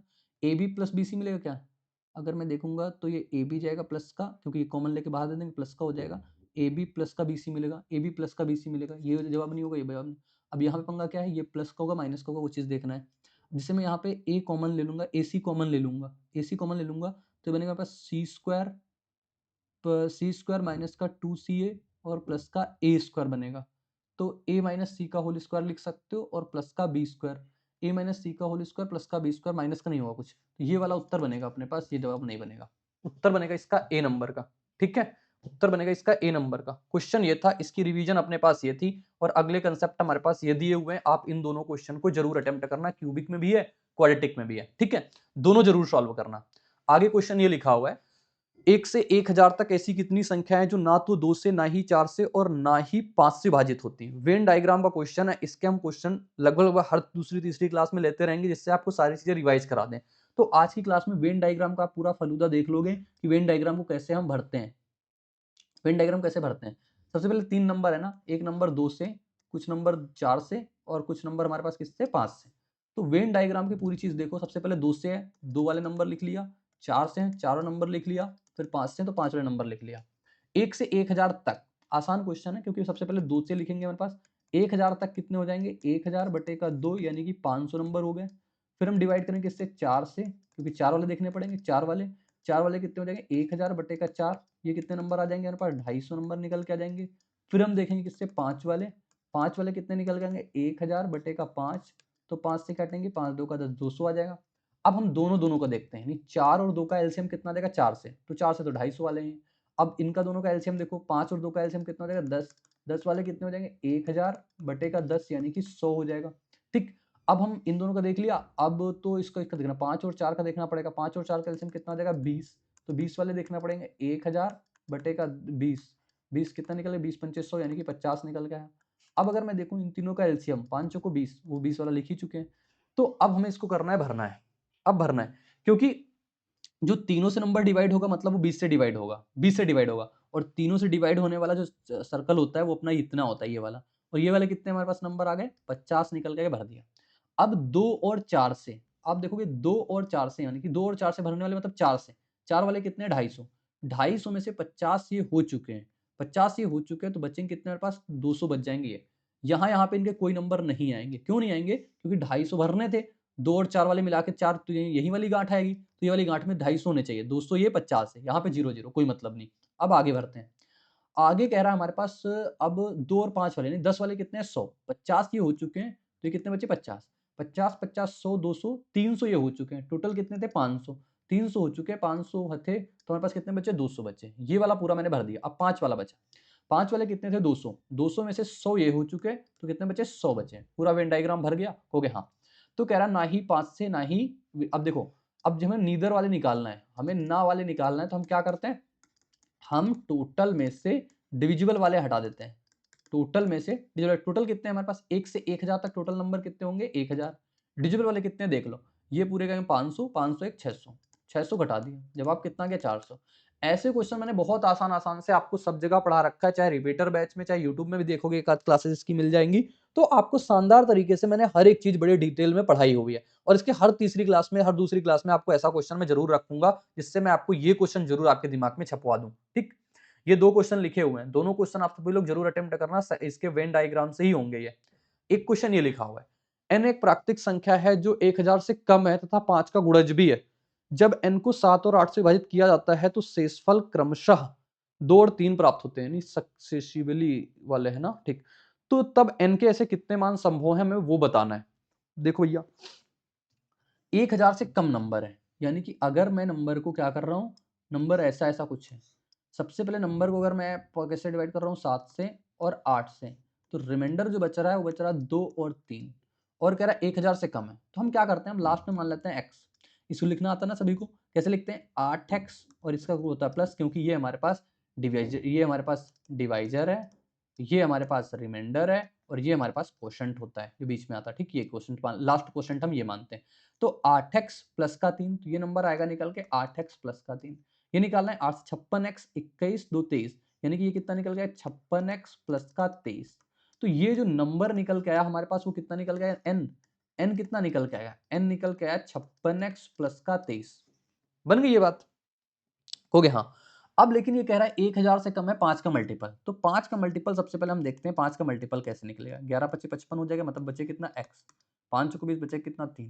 यानी अब यहाँ पे आप देखो x की वैल्यू रखें, x की वैल्यू पहले क्या रखोगे 2, दूसरी वैल्यू 5 के अंतर पे रख दो, 5 के अंतर पे कितना हो जाएगा 7, तीसरी वैल्यू 5 के अंतर पे 12, 5 के अंतर पे 17, 5 के अंतर पे हमारे पास 22, ऐसे ऐसे वैल्यू चलेंगे। अब देखो हमारे पास 1000 से कम कहाँ कहाँ पे आते हैं, नंबर तो हमारे पास यही था ना 56x प्लस का 23, 2 पे 1000 से कम आएगा, 7 पे 7 पन्ना 35, 1000 से कम 12, 12 पंचे 60, 1000 से कम 17, 17 वाले में डाउट आ रहा है ना, 17 17 वाला चेक कर लेते हैं, 17 पंचे 85, 850, 17 छक्का 102, 850 102, 850 में से 100 जोड़ेंगे 950। हाँ अंतर अंदर, यानी कि ये भी सही है, ये भी सही है, ये भी सही है, ये भी, लेकिन 22 वाला नहीं मिलेगा। तो 4 वैल्यू पॉसिबल निकल के आ जाएंगे, 4 वैल्यू इसकी पॉसिबल हो जाएंगी। आपने सबसे पहले देखा कंसेक्टिव रिमाइंडर वाला बात समझते हो ना, वही वाला कंसेप्ट है यहाँ पे, वही चीज है यहाँ पे। तो आप इस चीज को देख सकते हो, क्वेश्चन का आंसर कैसे हम निकालेंगे इस चीज को, ठीक है। सैंपल क्वेश्चन लगे हुए हैं, जरूर अटेम्प्ट करना, वैसे का वैसा ही लगा हुआ है। आगे एक क्वेश्चन ये लिखा हुआ है, क्या कह रहा है, 4 व्यक्तियों PQRS को एक कार्य करने के लिए नियुक्त किया गया था, इस शर्त के साथ कि PQRS क्रमशः सोमवार गुरुवार, मतलब P जो है सोमवार गुरुवार काम करेगा और Q जो है मंगलवार शुक्रवार काम करेगा, बुधवार शनिवार काम करेगा ये R, और S करेगा रविवार को। कार्य सोमवार को शुरू हुआ, 15वें दिन जो कि एक सोमवार ही था पूरा हुआ। यदि इस कार्य को करने में PQRS की दक्षता का क्षमता इतना है, दक्षता का अनुपात इतना है, तो R बिना किसी विराम के अकेले कार्य करते हुए कितने दिन में पूरा कर सकता है। एक स्लाइड ऐड करनी पड़ेगी इस क्वेश्चन के लिए, तो अपन को इस क्वेश्चन के लिए अपन को एक स्लाइड ऐड करनी पड़ेगी। देखो क्वेश्चन ने कहा PQRS है, PQRS P कब कर रहा है, पहले तो इसकी दक्षता लिख लो, PQRS इनका रेशियो क्या है, वर्किंग इफिशियंसी का 1 2 3 4, यानी इनकी इफिशियंसी का रेशियो 1 2 3 4, ये इनकी इफिशियंसी हो गई। अब ये काम कब कब कर रहे हैं, ये मंडे को कर रहा है या थर्सडे को कर रहा है, ये मंडे काम करता है और ये थर्सडे काम करता है। क्यू कब कब काम कर रहा है, मंगलवार शुक्रवार कर रहा है, मतलब ये हमारे पास क्यू कर रहा है ट्यूसडे को, मैं इसका लिखता हूँ अलग, इसका ट्यूसडे और वेडनेसडे, ट्यूसडे और फ्राइडे काम करता है, ट्यूसडे फ्राइडे काम करता है, ठीक। आर कब कब काम कर रहा है, आर काम देखो कब कब कर रहा है, आर काम कर रहा है वेडनेसडे और सैटरडे, आर काम कर रहा है वेडनेसडे और सैटरडे। ये हमारे पास काम कर रहा है रविवार को, ये कर रहा है सिर्फ हमारे पास संडे को, संडे को कर रहा है ये। अच्छा देखो आगे फिर कहा है इसने कि कार्य सोमवार को शुरू हुआ, 15वें दिन जो कि एक सोमवार ही था पूरा हुआ, मतलब सोमवार को ही शुरू 15 दिन, मतलब देखो अच्छा, यानी कि अगर एक वीक में देखें तो पूरे 7 दिन होते हैं, 7 दिन में इसने काम किया 2 दिन, मंडे ट्यूसडे, मंडे ट्यूसडे एक दिन में करता है एक काम, 2 दिन में कितने काम कर देगा, 2 काम करेगा। फिर आगे ट्यूसडे फ्राइडे को काम हुआ 2 दिन ये भी कर रहा, 2 के हिसाब से 4 काम ये हो जाएगा। फिर ये 2 दिन काम कर रहा है, 3 2 का 6 काम ये हो जाएगा। ये संडे काम कर रहा है 4, 6 4 10, 10 4 14 2 16, मतलब 16 वर्क हुआ है। 16 वर्क कितने दिनों में हुआ, 7 दिन पूरे कंज्यूम हो गए, 7 डे पूरे कंज्यूम हुए। अब अगले 7 दिन फिर से इसमें कंज्यूम हो जाएंगे, 16 वर्क होगा, 16 वर्क होगा, 7 दिन ये भी कंज्यूम हो जाएंगे। अब एक दिन और काम होगा, एक दिन काम कौन करने आएगा, सोमवार को, सोमवार को काम कौन करेगा, पी करेगा, और काम कितना करेगा, सिर्फ एक, एक ही तो काम करेगा कि सोमवार को एक काम करेगा। तो 16 16 32 एक 33 वर्क हुआ, 33 वर्क टोटल हुआ। अब ये 33 वर्क कौन करने आएगा, आर बिना किसी विराम के करेगा, आर बिना किसी विराम के करेगा। आर की इफिशियंसी कितनी है 4, नहीं आर की इफिशियंसी कितनी है 3। अब 33 काम है, इफिशियंसी 3 के अकॉर्डिंग करेगा तो कितने दिन ले लेगा, 11 दिन ले लेगा। बस इसका मतलब ये था उत्तर। लैंग्वेज बेस्ड क्वेश्चन है, बस लैंग्वेज बेस्ड क्वेश्चन है, और कुछ है? और कुछ नहीं है, सिर्फ लैंग्वेज बेस्ड क्वेश्चन है। तो ये हो जाएगा इसका राइट जवाब, अपने पास बिल्कुल करेक्ट उत्तर। आगे चलें। आगे सैंपल लगा हुआ है, सैंपल आप सभी जरूर अटेम्प्ट करना मेरे दोस्त। ये भाई मेंस के लिए अपनी टेस्ट सीरीज है, वो भी सेक्शनल मैथ और रीजनिंग की। 49 रुपए में 50 टेस्ट, क्वालिटी कंटेंट, बिल्कुल अच्छे लेवल से आप इसकी सेक्शनल की प्रैक्टिस कर सकते हो यहाँ से।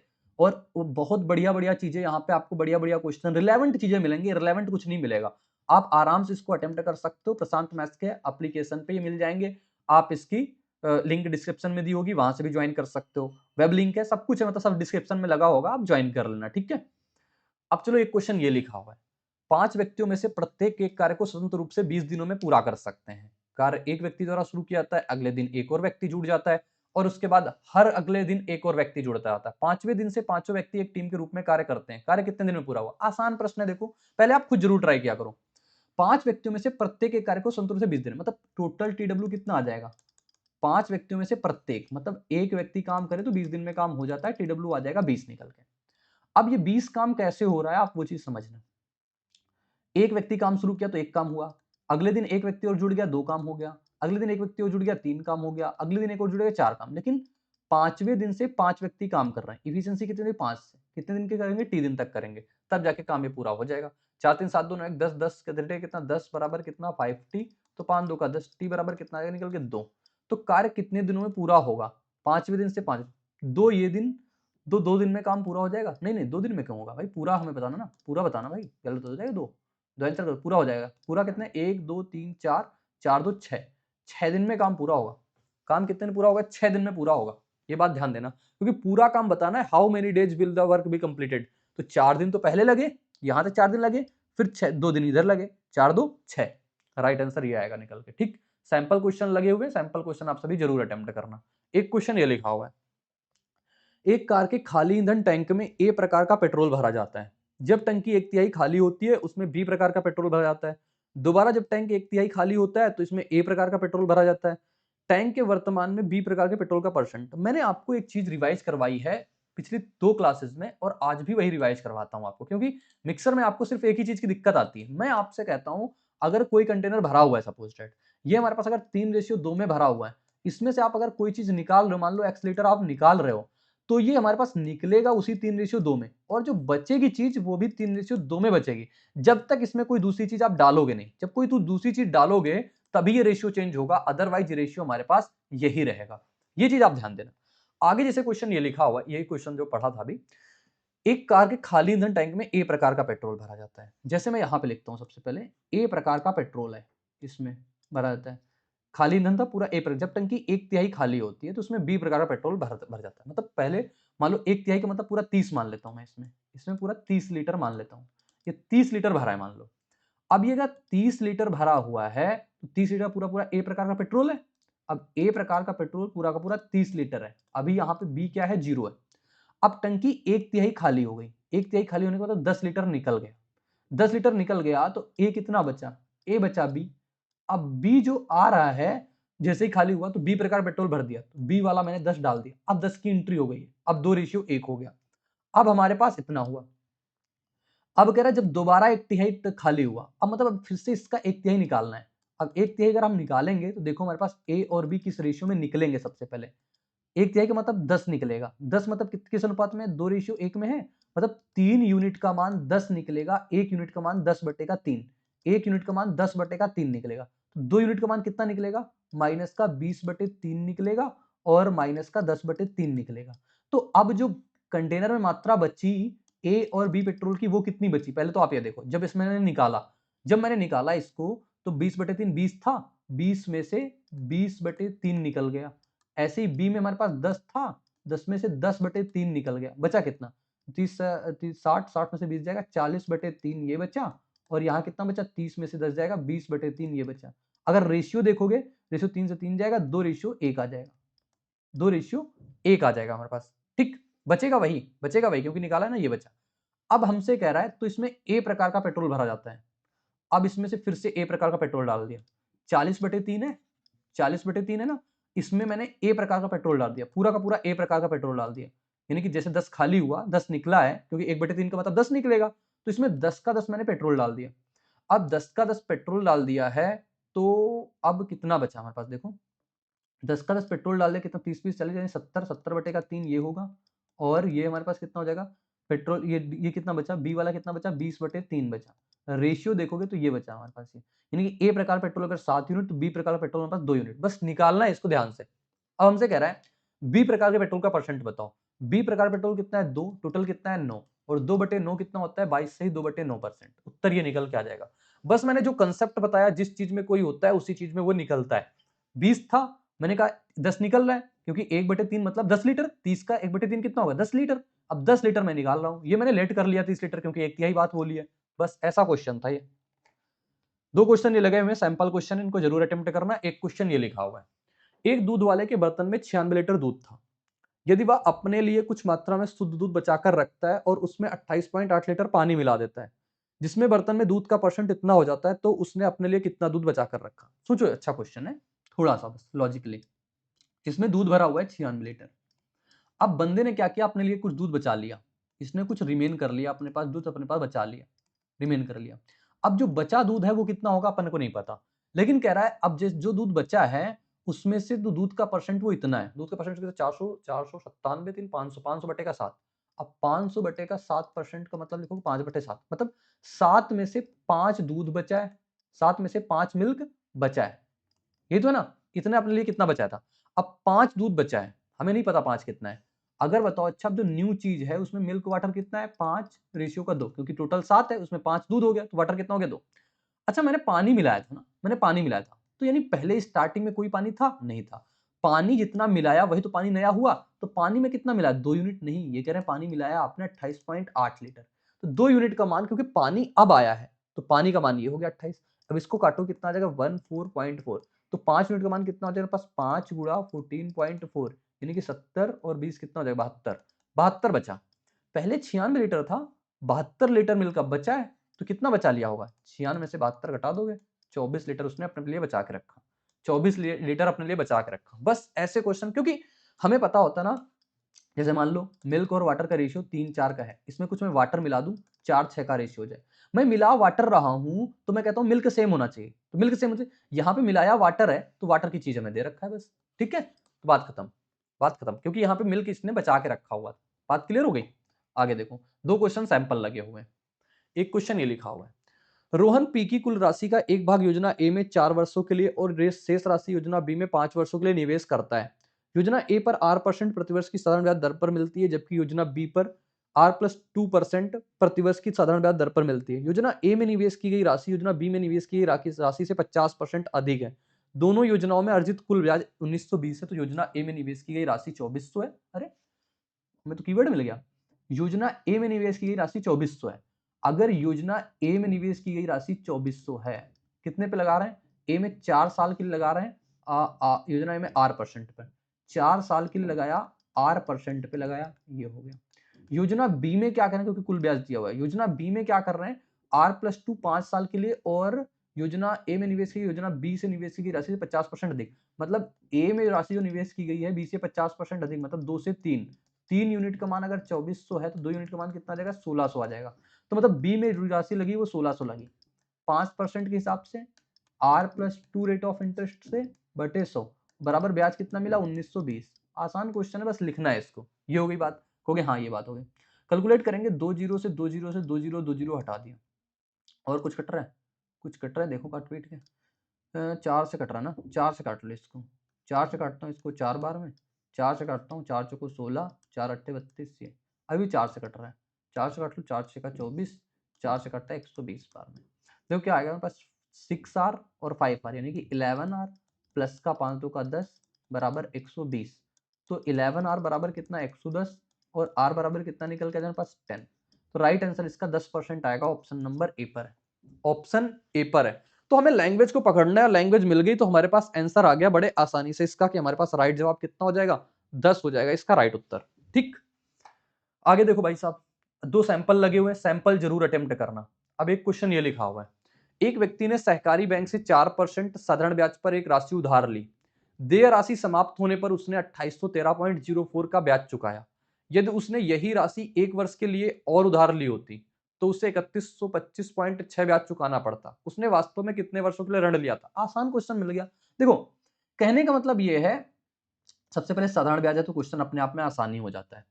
इसने इतना ब्याज चुकाया अगर उसने कुछ टाइम के लिए लिया 4% में, लेकिन जैसे ही वो 1 साल अधिक रखता तो उसको इतना ब्याज चुकाना पड़ता। इतना ब्याज 1 साल ही रख रहा है अपने पास, ब्याज इतना ज़्यादा चुकाना पड़ रहा है। कितना ज़्यादा? तो 3125.6 में से 3813.04 घटाओ, कितना बचेगा? 10 में 4 जाएगा 6, 5, 56 और इधर कितना बचा? 4 में से 3 6 5 में से 3 जाएगा 2 बचेगा और 2 में से 1 जाएगा 1 बचेगा, 11 में से 8 जाएगा 312.56। इतना ज़्यादा क्यों लगा? क्योंकि 4% रेट ऑफ इंटरेस्ट थी। 1 साल के लिए एसआई परसेंट पे काम किया जैसे हम पढ़ाते हैं, ये हो गया। इतने का मान कितना है? 312.56 रुपए है।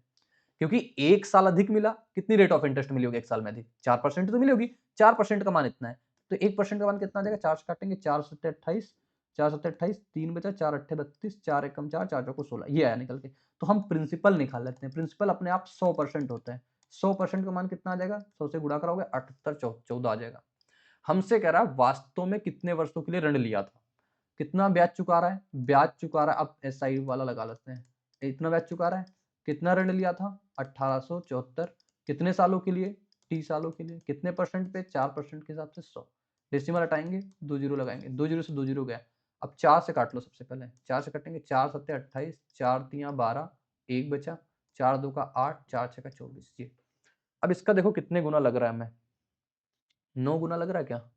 9 से 63, 9 चौको 36, 9 एकम 9, 9 दो 9 दो 9 तीन 12, ठीक, 9 अट्ठे 72, 72 और एक 73, ठीक है। इससे कट रहा है 9 बार में, 9 बार में कट रहा है, तो टी का मान कितना निकल के आ जाएगा? 9। राइट आंसर कितना बनेगा हमारे पास? 9 बन जाएगा इसका करेक्ट जवाब। ये क्वेश्चन ऐसा था करने लायक, बस ये क्वेश्चन ऐसा था करने लायक, ठीक।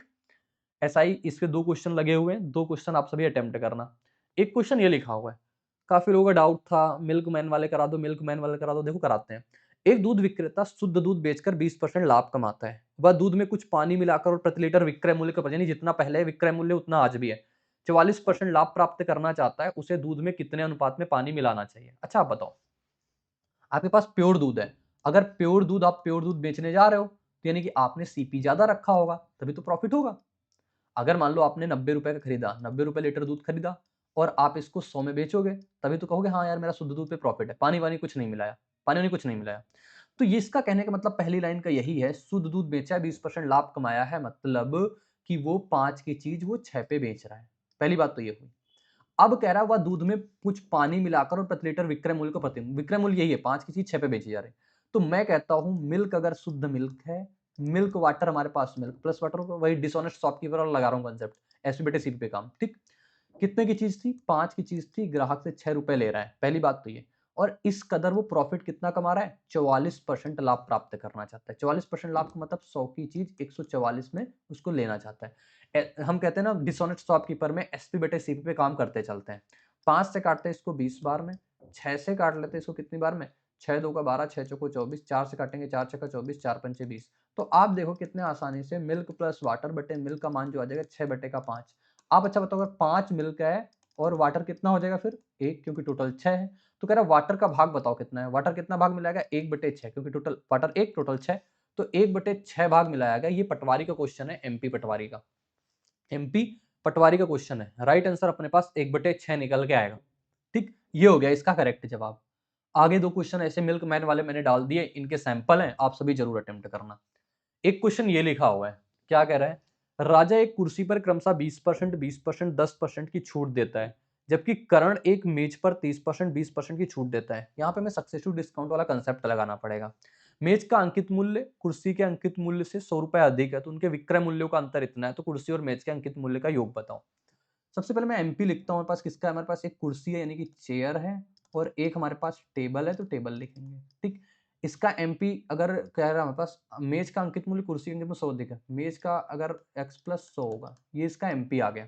अब डिस्काउंट, सक्सेसिव डिस्काउंट परसेंट निकालो। 3 का सक्सेसिव निकालना आता है, फार्मूला ये होता है 3 का फार्मूला होता है a plus B plus C minus A B B C A बटे का 100 और प्लस का ए बी सी बटे 100 के आगे 2 जीरो, ओवरऑल परसेंट ये निकल के आता है। आप चाहो तो इस पे रख लो या फिर अलग अलग तरीके से भी आप कर सकते हो। देखो अच्छा डिस्काउंट निकालेंगे, ये तो रेशियो आसान है, तो रेशियो कर लो हमारे पास 5 से 4, 5 से 4, 10 से 9, कितना बनेगा पर 10 पर 25 250, 250 4 को 16 9 का 144, कितना आएगा निकल 10 में 4 जगह 6 0 2 में 106, 106 250 गुणे का 100 करेंगे तो 25 चौको 100 आएगा, 6 चौको 24 4 एकम 4 42.4। तो कुर्सी पर कितना आया निकल के यहाँ पर डिस्काउंट 42.4 निकल के आया, डिस्काउंट निकल के आया, ये डिस्काउंट निकल के आया। टेबल पर कितना आ जाएगा 30 20 50, 50 माइनस का 3 2 का 6, 50 में से 6 जाएगा 46 44%, ये इसका डिस्काउंट निकल के आया, इसका डिस्काउंट निकल के आया। हमसे कह रहे हैं उनके विक्रय मूल्य का अंतर, तो हम टारगेट करेंगे कहाँ पे, विक्रय मूल्य पे, जैसा लिखा हुआ है हम वैसे ही करेंगे, विक्रय मूल्य पे टारगेट करते हैं।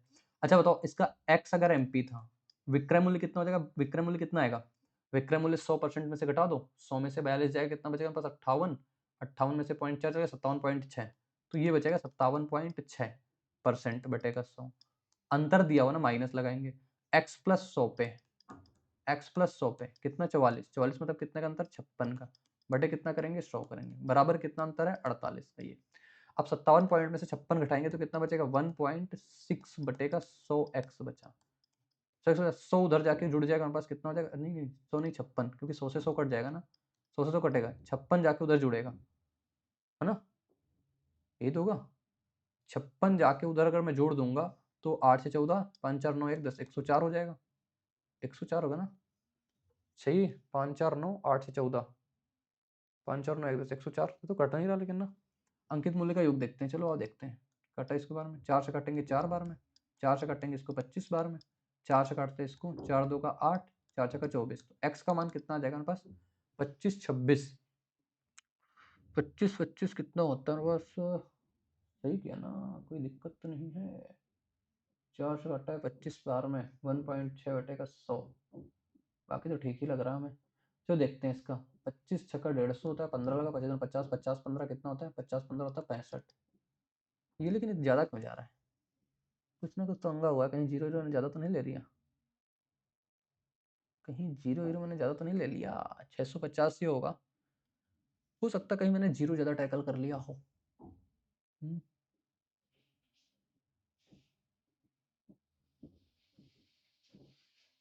देखो कहीं जीरो मैंने ज़्यादा ले लिया क्या, माइनस का 56 ही तो होगा ये, 56 आएगा, 42.4 में से कितना बचेगा हमारे पास, 42.4 को अगर 100 में से घटाएंगे, 100 में से घटाएंगे तो कितना बचेगा हमारे पास, 10 में 4 जाएगा 6, 9 में तो जाएगा 7 और 9 में 4 57.6, 57.6 है निकल के, 57.6 में से ये जाएगा, 7 में से 6 जाएगा, 1.6 बचेगा, 4 से कटा 4 बार में, 4 से कटा 4 2 का 8 4 5 20 250 ही बचेगा, और 4 2 का 8 4 6 का 24, इतना बच जाएगा हमारे पास।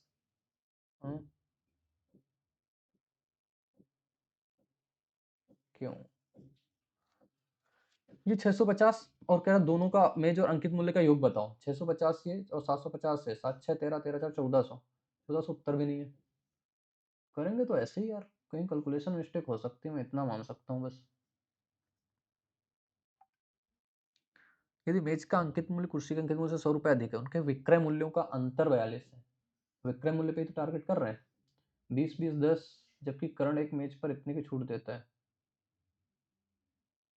30 20 50, 50 में से 6 जाएगा 44% बचा, मेज का अंकित मूल्य अच्छा मेज का अंकित मूल्य कुर्सी के अंकित मूल्य से 100 रुपये अधिक है, 100 रुपये अधिक कर दिया, उनके विक्रय मूल्य का अंतर, तो इसका विक्रय मूल्य पे टारगेट कर रहे हैं यार 42.4, ये देखा सही निकल गया है 42.4, 250, 5 की चीज़ 4, 5 की चीज़ 4, 10 की चीज़ 9, 250 बटे 9 करेंगे, 10 में 4 जाएगा 6, और इधर बचेगा 4 में 4 जाएगा 0, एक 106 बटे का 250 करेंगे, 25 चौको 100 4 बार में कटेगा, 4 छक्का 24 4 एकम 4 42.4 ही निकल गया, अब डिस्काउंट घटाएंगे 57.6, 57.6 माइनस का x प्लस 100 पे 56%, ठीक है 56x लिखेंगे, 56 घटाएंगे इस पर कितना बचा 1.6 माइनस का 56 माइनस 56 जाएगा प्लस का 8 से 14 5 4 9 1 10, 8 से 14 5 4 9 1 10 106, जो 4 घटाए हमारे पास कितना निकल गया, 4 से काटा 4 से 16 से तो घटेगा नहीं, 8 से काट दो 8 2 का 16, एक बार इसको सॉल्व कर लेते हैं बस, बाकी तो मुझे सही लग रहा है यार ये,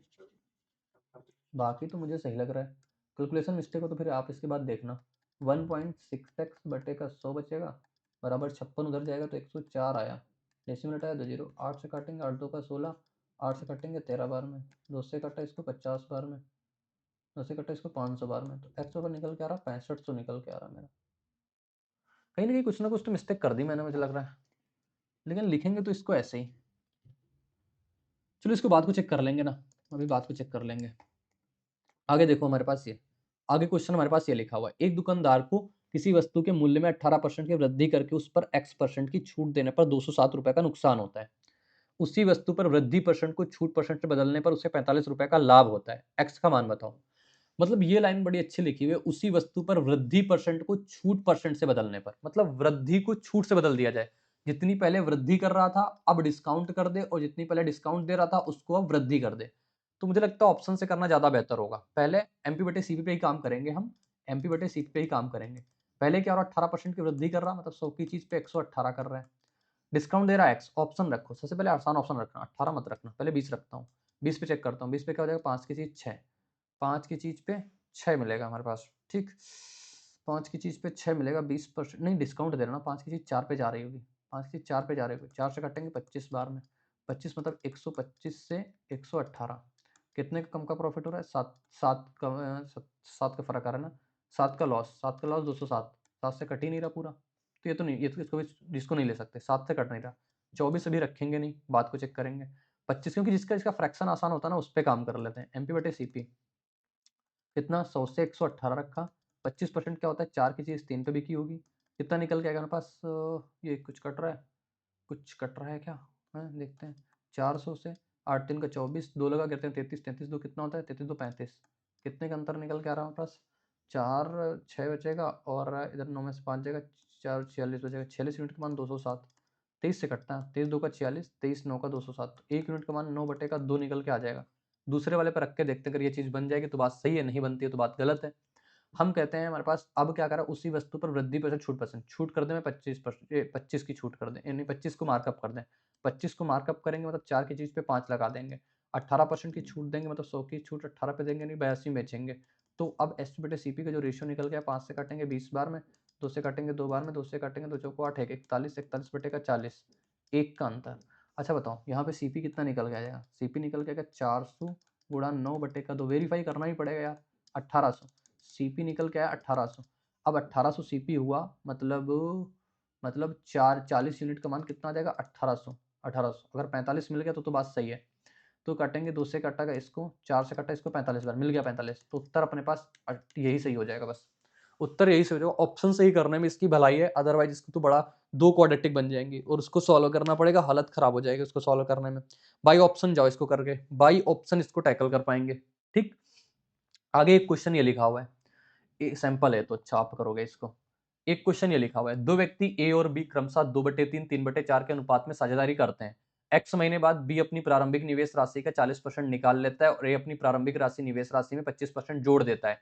2 वर्ष की साझेदारी के बाद ए और बी द्वारा अर्जित लाभ का अनुपात क्रमशः 5:4x का मान ज्ञात करो। देखो सबसे पहले आप ए लिखोगे, सबसे पहले आप बी लिखोगे, स्टैंडर्ड रेशियो लिख लो, 4 2 का 8, 3 3 का 9, मतलब ए का आ गया 8, बी का आ गया 9।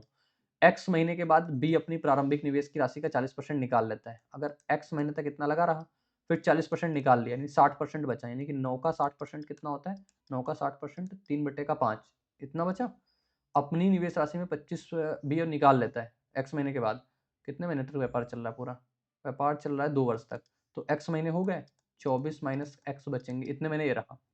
ए अपनी राशि में 25% जोड़ देता है, यानी एक्स महीने तक कितना रहा, अब 25% जोड़ रहा है। 25% जोड़ने का मतलब समझ रहे हो, मतलब 4 की चीज पे 5 लगा रहा है, कितने महीने तक, 24 माइनस एक्स महीने तक। अब ये आएगा टोटल इनका प्रॉफिट, क्योंकि इन्वेस्टमेंट पूरा टाइम जो होता है प्रॉफिट देता है, प्रॉफिट का अनुपात पता है, तो हम प्रॉफिट ही लिखने चल रहे हैं इसका, ए और बी का प्रॉफिट, ठीक। तो ये आएगा हमारे पास 8x प्लस का ए का प्रॉफिट कितना है, 4 से काटेंगे 2 बार में, 10 यानी कि 240, 240 माइनस का 10x बटे, इसका लिखते हैं, ये आएगा 9x, 9x, वो तो यार पूरा कटेगा नहीं, तो पंगा डालेगा क्या, 40% निकाल लेता है, 40% मान बी अपनी प्रारंभिक राशि का, प्रारंभिक राशि बी की कितनी होगी, 3 3 का 9, 9 का 40% कितना हो जाएगा, 9 का 40% निकल जाएगा, 60% बचेगा 3/5। चलो भैया लिखना पड़ेगा अब तो, और कहीं कह सकते हैं 27 24, पूरा कट जाता मजा आ जाता, अच्छा कैलकुलेटिव मिल गया। तो 27/5 गुणे का 24 माइनस 27x बटे का 5 बराबर कितना हो जाएगा, 5/4। इसको सॉल्व करना है, इसको सॉल्व करना है। और सॉल्व करते हैं, 8x में से 2x जाएगा, ये माइनस का 2x, 4 माइनस 2 कितना हो जाएगा, माइनस का 8x, डायरेक्ट लिख रहा हूँ। 24 चौको 96 होता है, 960 हो जाएगा, 960 हो जाएगा बराबर 5 गुणा इसके साथ कराऊंगा तो 45x हो जाएगा, 45x 5 गुणा इसके, अब ये कट जाएगा भाई, चलो मिला तो कुछ ना कुछ तो 24 का गुणा इसके साथ कराएंगे, कितने बार में कटेगा मेरे पास 24, 7 चौको 28 जाएगा, 2 लगा और 4 2 का 8, अरे क्यों लिखूं मैं पूरा का पूरा, फर्जी दिमाग खराब कर रहा हूँ अपना ही, इसको हटा दो, इसको हटा दो, ये 5 से तो 5 कट जाएगा, बचे कितना 27 गुणे का 24 माइनस इसमें गुणा कराएंगे तो ये बचेगा 27x। अब इसको सॉल्व करो, माइनस का 8x, ये 27 जाएगा कितना, 15 में 7 जाएगा 8, 18, 18 में से 8 जुड़ेगा, घटाएंगे 18 इधर है, 8 जुड़ेगा 26x, लो 18 26x बराबर कितना हो जाएगा, ये 960 था, 960 और माइनस 27 गुणे का 24 कर लो। अब देखो हम लिखते हैं 26x कॉमन ले लिया, इधर से हमने 24 कॉमन ले लिया, 24 कॉमन ले लिया, 40 में से 27 जाएगा, 40 में से 27 घटा दो कितना बचा, 13 बचा, 13 2 का 26, तो x बराबर निकल के आ गया 12, और यही कहा है x का मान बता दो कितना है। कैलकुलेटिव क्वेश्चन है बस ये, देखो लिखना आना चाहिए कि इन्वेस्टमेंट गुणा टाइम जो होता है ये हमारे पास प्रॉफिट होता है, प्रॉफिट होता है, ठीक। 2 घंटे में 2 घंटे से ज्यादा क्लास होती है ना, हालत खराब हो जाती है बिल्कुल, क्योंकि कंटिन्यू हम बोलते रहते हैं, कंटिन्यू रिकॉर्डेड लेक्चर है तो इस वजह से। 3000 की रेस में यदि वाहन ए वाहन बी को 400 मीटर की बढ़त देता है तो वाहन ए 10 सेकंड से रेस जीत जाता है। यदि वाहन ए वाहन बी को 750 मीटर की बढ़त देता है तो रेस बराबरी पर समाप्त होती है। वाहन ए को 3000 चलने में कितना समय लगता है। बड़ा आसान प्रश्न होता है, जैसे मैं बताता हूं तब आसान होता है, ऐसे नहीं आसान होता। रेस लोगों को बहुत टफ लगती है। जैसे मान लो ए स्टार्ट कर रहा है, बी स्टार्ट कर रहा है। ए जो है 3000 की रेस में वाहन ए वाहन बी को 400 मीटर की बढ़त देता है। वाहन ए अगर पूरा 3000 जाता है, 400 मीटर की बढ़त दिया तो मतलब ये 2600 ही जाएगा, डिस्टेंस ही जाएगा। फिर भी वाहन ए जीत रहा है, मतलब वाहन अगर टी सेकंड में जा रहा है तो इसको टी प्लस 10 लगेंगे इतना भी चलने में, ठीक। टी प्लस 10 लगेंगे इसको इतना भी चलने में, कहोगे हाँ ठीक है। अब हमसे क्या कह रहा है, यदि वाहन ए वाहन बी को 750 मीटर की बढ़त दे, मतलब वाहन ए 3000 ही जाए, इसको 750 दे दे मतलब 2250 जाए, तो रेस बराबरी पर, मतलब ये भी टी में जा रहा है तो ये भी टी में जा रहा है। ये लिखना आना चाहिए बस हमें, क्या, डिस्टेंस टाइम डिस्टेंस टाइम। अच्छा आप बताओ, मैं एक चीज आपको मोटी बुद्धि से सिखाऊं कि यहाँ पे इतनी जो डिस्टेंस कम हुई है, ये 10 सेकंड कम क्यों लगे, क्योंकि ये डिस्टेंस कम हुई है। 26 ज्यादा था पहले, अब 2250 जा रहा है, तो कितना कम जा रहा है, 350 कम जा रहा है, 350 ही कम जा रहा है ना, हाँ 350 मीटर कम जा रहा है, कितने सेकंड में, 10 सेकंड में, क्योंकि पहले टी प्लस 10 लगते थे इसको जाने में, अब टी लग रहे हैं, मतलब 10 सेकंड में 350 मीटर, एक सेकंड में कितना, 35। तो मतलब हम ये कह सकते हैं बी की जो स्पीड निकल के आ गई वो 35 मीटर पर सेकंड आ गई। तो कह रहा 3000 चलने में ए को कितना टाइम लगा। देखो ए टी में जा रहा है तो बी भी तो टी में जा रहा है, तो हम टी का मान निकाल दें, यहाँ पे रख के, हम यहाँ पे रख के निकाल दें। और हमें कैसे निकाल सकते हैं, डिस्टेंस अपॉन का स्पीड बराबर कितना, टाइम। 35 से काटेंगे, 7 से काटो, पहले 7 से कटेगा नहीं, 5 से काटो, 5 से 35, 5 चौको 20, 5 पचे 25, 45, 7 से काटेंगे, 7 6 का 42, 6 वाला उत्तर मिलेगा 64.3। राइट आंसर कितना हो जाएगा, 64.3 इसका सटीक उत्तर। 64.3 इसका बिल्कुल सटीक उत्तर। ये लगा हुआ है सैंपल क्वेश्चन।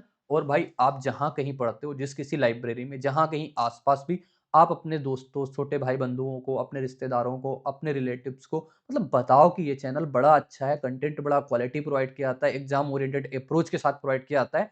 आप लोगों तक ये बात पहुंचाओ कि यहाँ पे मैथ का वन स्टॉप सोल्यूशन मिलता है एक बैच से, मतलब सिर्फ एक बैच प्री टू मेंस होता है। ऐसा नहीं कि प्री में अलग लेना है, मेंस में अलग लेना है। अपने सभी साथियों को शेयर करो, सभी साथियों को बताओ, जिससे कि वो सभी अच्छी जगह पे एक साथ पढ़ के और अच्छे से सिलेक्शन ले पाए, ठीक। आप पे कुछ डाउट है वो बताएंगे, लेकिन एक क्वेश्चन जो अपना फंस रहा था, एक बार उसको अगर एक बार देख लें, शायद कुछ समझ में आ जाए। ये वाला क्वेश्चन एक बार अगर मैं बना लूं, वैसे तो बनेगा कि नहीं बनेगा मुझे नहीं पता, लेकिन अब एक बार और चेक कर लेते हैं बस, फिर आपके डाउट देख लेते हैं, फिर क्लास को एंड करेंगे, ठीक है।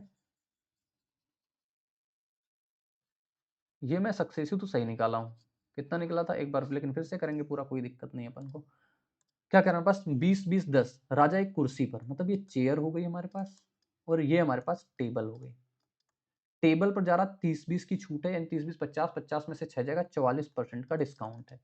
और इस पे 20 20 40, इस पे रख दे 20 20 40 50 50 माइनस का 20 20, कितना होगा 404 आएगा, 4 2 6, 6 2 8, यानी कि माइनस का 8 आया, प्लस ए बी सी, यानी कि हमारे पास 4 जीरो जाएंगे, 3 जीरो हटा दिया, 2 2 4 4, मतलब 4 बचेगा, 4 बचेगा, 0.4। अब 50 में से हट जाएगा, कितना बचेगा 42, 42 में से 0.4 जाएगा, 42 में से 0.4 जाएगा, क्यों नहीं, अच्छा 42 में से 0.4 जुड़ेगा तो 42.4 होगा, ये निकल गया 42.4, ये डिस्काउंट निकल गया है। कह रहा है मेज का अंकित मूल्य, मेज कौन सी है हमारे पास, मेज का अंकित मूल्य कुर्सी के अंकित मूल्य से 100 अधिक है। मेज का अंकित मूल्य जो है कुर्सी के अंकित मूल्य से 100 अधिक है, तो ये 100 अधिक कर दिया। अब इनके विक्रय मूल्यों का अंतर दिया है, तो हमें काम करना है विक्रय मूल्य पे। विक्रय मूल्य बताओ, अच्छा ये अंकित मूल्य इतना था, इस पे 42.4 की छूट हो गई, कितने बेचेगा? 42.4 की छूट है तो 100 में से घटाएंगे 58, 57.6 में बेचेगा, 57.6 में बेचेगा, ये हुआ। इसका अंतर कितना है? उनके विक्रय मूल्यों का अंतर ना, ये अंतर कितना, 56 होगा ये, तो x प्लस 100 में से 56 का अंतर आ जाएगा, बराबर कितना हो जाएगा, 48। ये तो बात कहना चाह रहा है। तो अब देखेंगे 57.6, 56 जाएगा, हमारे पास कितना बचेगा, 7 में से 0.6, पॉइंट नहीं 1.6 ना, 6 और 1.6 बटे का 100 आ जाएगा, और माइनस का कितना हो जाएगा, 56, 56 जाएगा उधर जुड़ेगा यार, 8 से 14, 5 4 9 1 10, 104।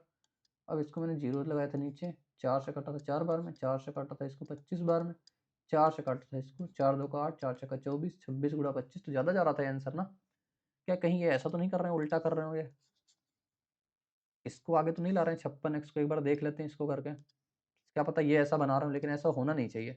ये देखेंगे 56 अगर इसमें जाएगा तो कितना बचेगा, माइनस का, अगर मैं इसको आगे लेता हूँ, इसको आगे लेता हूँ तो ये बनेगा माइनस का 1.6x बटे का 100, और लेकिन फिर ये भी माइनस का आ जाएगा, नहीं प्लस का आ जाएगा फिर, ठीक है। 56 बराबर कितना, 48, 48 16 में से 8 जाएगा, 8 बचेगा, बराबर कितना हो जाएगा, 1.6x बटे का 100, तो ये कटेगा 2 बार में, 8 से काटते हैं 2 बार में, 2 से काटा इसको 500 बार में, ये निकल के आ रहा मुझे लगता है x बराबर 500 और x प्लस 100 बराबर निकल के आ जाएगा फिर 600, तो उत्तर बनेगा इसका 1100। लेकिन ये बात क्या बात हुई, अब हमें ये नहीं समझ में आ रहा उनके विक्रय मूल्यों का, अच्छा पहले मेज लगा हुआ है, पहले मेज का अंकित, पहले मेज का विक्रय मूल्य लिखना है, फिर हमारे पास कुर्सी का अंकित मूल्य लिखना है, ये चीज में मिस्टेक हो रही थी ना, तो ये हमें दोनों को लिखना है, तब जाके उत्तर इसका 1100 निकल के आ जाएगा। ठीक है भाई, चलो कुछ डाउट थे आपके लास्ट क्वेश्चन में, लास्ट क्लास में, तो वो देख लेते हैं। जैसे ये लिखा हुआ है एबीसी में एडी लंबा है बीसी पे, तो इसका मतलब ये था कि जैसे मान लो ए बी सी है, मैं सिर्फ आपको बताऊंगा मोटा मोटा, एडी लंबा है हमारे पास ये, और ये कह रहा है हमारे पास बीई लंबा है एसी पे, बीई लंबा है एसी पे, ये कह रहा है एफ पे प्रतिशत कर रहा है, एडी बीई उसे प्रतिशत करते हैं, बी एफ बराबर यानी कि ये बराबर एसी। अच्छा आप देखो यहाँ पे कॉन्ग्रुएंसी का कंसेप्ट लगेगा, कॉन्ग्रुएंसी का कंसेप्ट लगेगा, जब ज्योमेट्री में कुछ भी ना समझ में आए तब आप कॉन्ग्रुएंसी लगा लिया करो। देखो ये बराबर इसके है, यानी कि हमें जो अटैक करना है वो अटैक करना है हमारे पास बी एफ डी ट्रायंगल में, और किसमें करना है हमारे पास ए सी डी में, क्योंकि डाटा में यही का पता है, जहां डाटा पता वहीं पर अटैक करेंगे। अच्छा बताओ ये अगर खीटा हो जाएगा तो ये भी खीटा हो जाएगा, ये अगर 90 है क्योंकि ये भी 90 ने बोला, तो ये 90 है तो कितना बचेगा, 90 माइनस खीटा बनेगा, ये 90 माइनस खीटा तो ये भी खीटा, क्योंकि ये 90 है, ये 90 है तो ये भी 90 माइनस खीटा बनेगा। ठीक, अच्छा आप बताओ, मैं यहाँ पे एक चीज़ देखूँ, मैं एक चीज़ देखूँ तो मैं इसको ऐसे लिख सकता हूँ, ऐसे लिख सकता हूँ, triangle B F D congruent होगा, triangle B F D congruent होगा किसके, 90 माइनस थीटा से थीटा की ओर, ए सी डी के, क्यों, ये किस प्रॉपर्टी से, वो भी लिख देते हैं, ए एस ए की प्रॉपर्टी, देखो ए एस और ये ए मिल गया, ए एस ए प्रॉपर्टी, यहाँ पे देखोगे A S A 90 minus theta से डबल लाइन फिर theta, 90 minus double line theta, फिर आप सीपीसीटी लगा लो, सीपीसीटी लगा के आप एक चीज देखोगे तो यहाँ से आपको एक बार नजर आएगी बी डी बराबर एडी के, बीडी बराबर एडी नजर आ जाएगी, तो बीडी बराबर एडी मतलब ये वाली पूरी लाइन, ये वाली पूरी लाइन आपस में बराबर, ये 90 है तो बराबर बराबर ये कितना जाएगा 45, और ये भी पूरा कितना जाएगा 45, तब उत्तर इसका 45 मिल जाता। ये था कंग्रुएंसी का कंसेप्ट। ठीक है, बस आगे एक क्वेश्चन ये लिखा हुआ था, किसी का डाउट था, दूध व पानी का मिश्रण जिसमें 120 लीटर है, 1/6 हिस्सा दूध है, हमने 30 लीटर निकाला और फिर इसमें पी लीटर दूध मिलाया, 1/6 हिस्सा दूध है, देखो मैं लिखता हूँ सबसे पहले, इसकी मात्रा 120 लीटर है, 120 लीटर है, हमने कुछ निकाल दिया, अब कुछ निकाल दिया, जो कुछ बचा इसमें 1/6 हिस्सा दूध है, 1/6 हिस्सा दूध है मतलब 6 में से 1 हिस्सा दूध है, मतलब मिल्क कितना है 1 हिस्सा है, वाटर कितना है 5 हिस्सा, ऐसा तो कह रहा है, ये हो गया। 30 लीटर निकाला, जिसने हमने 30 लीटर निकाला तो निकाल भी दिया, तब भी हमारे पास यही रेशियो बनेगा। ठीक, इसमें पी लीटर दूध मिलाया, अब मैं इधर लिखता हूँ 1/5 था, पी लीटर दूध मिला दिया, पी लीटर दूध मिला दिया, जिससे दूध और पानी का अनुपात उलट गया, मतलब 5:1 हो गया। अब इसमें क्यू लीटर पानी डाल दिया, अब मिश्रण में क्यू लीटर पानी डाल दिया, यहाँ पे क्यू लीटर पानी डाल दिया, तो फिर से अनुपात उलट गया, फिर से अनुपात उलट गया 1/5। तो मैं क्या कहता हूँ, अगर आप पानी मिला रहे हो तो मिल्क सेम होना चाहिए, अगर मिल्क मिला रहे हो तो पानी सेम होना चाहिए। अब इसे यहाँ पे क्या है, यहाँ पे आपने देखा मैंने पानी मिलाया, मैंने मिल्क मिलाया, सॉरी ये मिल्क है ये वाटर है, आपने मिल्क मिलाया, तो वाटर सेम होना चाहिए। वाटर यहाँ पे 1 है, वाटर यहाँ पे 5, ये बात सही नहीं है, तो वाटर को सेम कर लो। अब वाटर सेम हो गया, अब यहाँ पे आपने क्या मिलाया है? यहाँ पे आपने मिलाया है वाटर, यहाँ पे आपने मिलाया है वाटर, तो मिल्क सेम होना चाहिए। मिल्क बना लो सेम, 5 और 5, ठीक? ये चीज़ हो गई। अब आप एक चीज़ देखोगे, 1 से 25 हुआ, तो पी का मान कितना आ जाएगा? 24 यूनिट। पी का मान 24 यूनिट आ गया। क्यू का मान कितना आ जाएगा? 5 से 25, यानी कि क्यू का मान कितना है? 20 यूनिट। हमसे कहा है क्यू माइनस पी, कुछ ना कुछ तो मिस्टेक हो रहा है फिर, क्योंकि ये तो माइनस में आ रहा है, माइनस में आना नहीं चाहिए। क्या करा देखते हैं। 1/6 हिस्सा दूध है, हमने 30 लीटर निकाला, फिर से पी लीटर दूध मिलाया। पी लीटर दूध मिलाया, जिससे दूध और पानी का अनुपात उलट गया। फिर अनुपात उलट गया, हमने इसमें क्यू लीटर पानी डाला और फिर से अनुपात उलट गया। सही तो किया ना? 5 आया ये, 1:5 होगा। तो क्यू माइनस पी ये कैसे निकलेगा? 1/6 हिस्सा दूध है, हमने 30 लीटर निकाला, फिर इसमें पी लीटर दूध मिलाया। कुछ ना कुछ तो मिस्टेक है यार। जिससे दूध व पानी का अनुपात उलट गया, हमने इसमें क्यू लीटर पानी डाला, फिर से अनुपात उलट गया। दो ही बार, एक ही बार तो प्रोसेस हुआ। एक बार उलट गया और दूसरे बार उलट गया।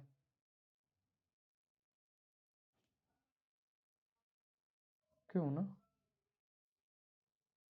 दूध और पानी, 1/6 हिस्सा दूध है, तो एक दूध हो गया, पानी हो गया 5। हमने 30 लीटर मिश्रण निकाला, मिश्रण में पी लीटर दूध डाल दिया, पी लीटर दूध डाला, 5 पंचे 25 हुआ, 24 यूनिट। और ये कितना आ जाएगा मेरे पास?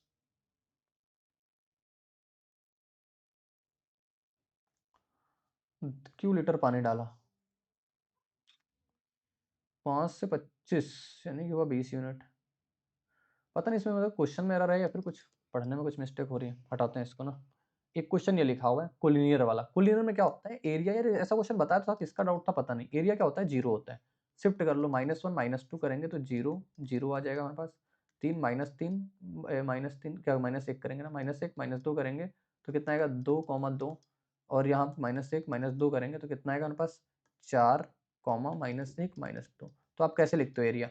एरिया इस तो लिखोगे 0,0 लिखोगे, और फिर ये कितना बचा? 2,2 बचा। फिर ये कितना बचा? 4 और ये -2 बचा, ये बच गया। फिर आप 0 0 रिपीट कर दो, ये तो 0 होगा, ये तो 0 हो जाएगा। इसको लिखना है बस। ये कितना आ जाएगा? -2 है, -4 और -8, और ये भी पूरा 0 बराबर क्या आ जाएगा? 0। तो ये कितना है? -2 है बराबर 8 4 12, ये हो गया। तो ए बराबर कितना आएगा? -6। तो ये आ जाएगा। ये वाला तो आप कर लेना, ये वाला तो आप कर सकते हो, ठीक है, जिसका भी डाउट था। एक क्वेश्चन ये लिखा हुआ था, x इज नॉट इक्वल 1/2। जब कभी भी ऐसा केस देता है तो यहाँ पे ये बात आती है a बराबर b बराबर c वाला लॉजिक, जो मैं बार बार रिवाइज करवाता हूँ। जैसे ही लिखोगे 3x माइनस का 1, किन्हीं भी दो को लेकर के आप सॉल्व कर सकते हो। 4x में से 3x जाएगा, x बचेगा, 3 इधर जाएगा, कितना हो जाएगा? 2। तो x का मान इस प्रकार से 2 आ जाता निकल के, ठीक है। ठीक है, ये हो जाता। ये कंसेप्ट, ये क्वेश्चन पता नहीं क्या दिक्कत कर रहा है, एक बार और पढ़ लेते हैं। एक दूध व पानी का मिश्रण जिसका अनुपात 120 लीटर है, इसका 1/6 हिस्सा दूध है। हमने 30 लीटर मिश्रण निकाला, तो देखते हैं कुछ तो दिक्कत मैंने कर दी है मुझे लगता है इसमें। 1/6 क्यों, कई बार सॉल्व कर चुका हूँ इसको मैं। अच्छा देखो, एक 120 लीटर था, 30 लीटर निकाला, तो अब बचा कितना? बचा 1:5 का बचा मिल्क और वाटर। अब इसमें से हम क्या कर रहे हैं? 1/5 बचा। अब इसमें से पी लीटर दूध मिलाया, पी लीटर दूध मिलाया। अब दूध व पानी का अनुपात उलट गया, उलट गया, ये हो गया 5:1। अब फिर से हमने क्यू लीटर पानी डाला, क्यू लीटर पानी डाला, अनुपात फिर से उलट गया, 1 से कितना हो गया? 5 हो गया। ये चीज़ तो कहना चाह रहा है, तो ये चीज़ हो गई बस।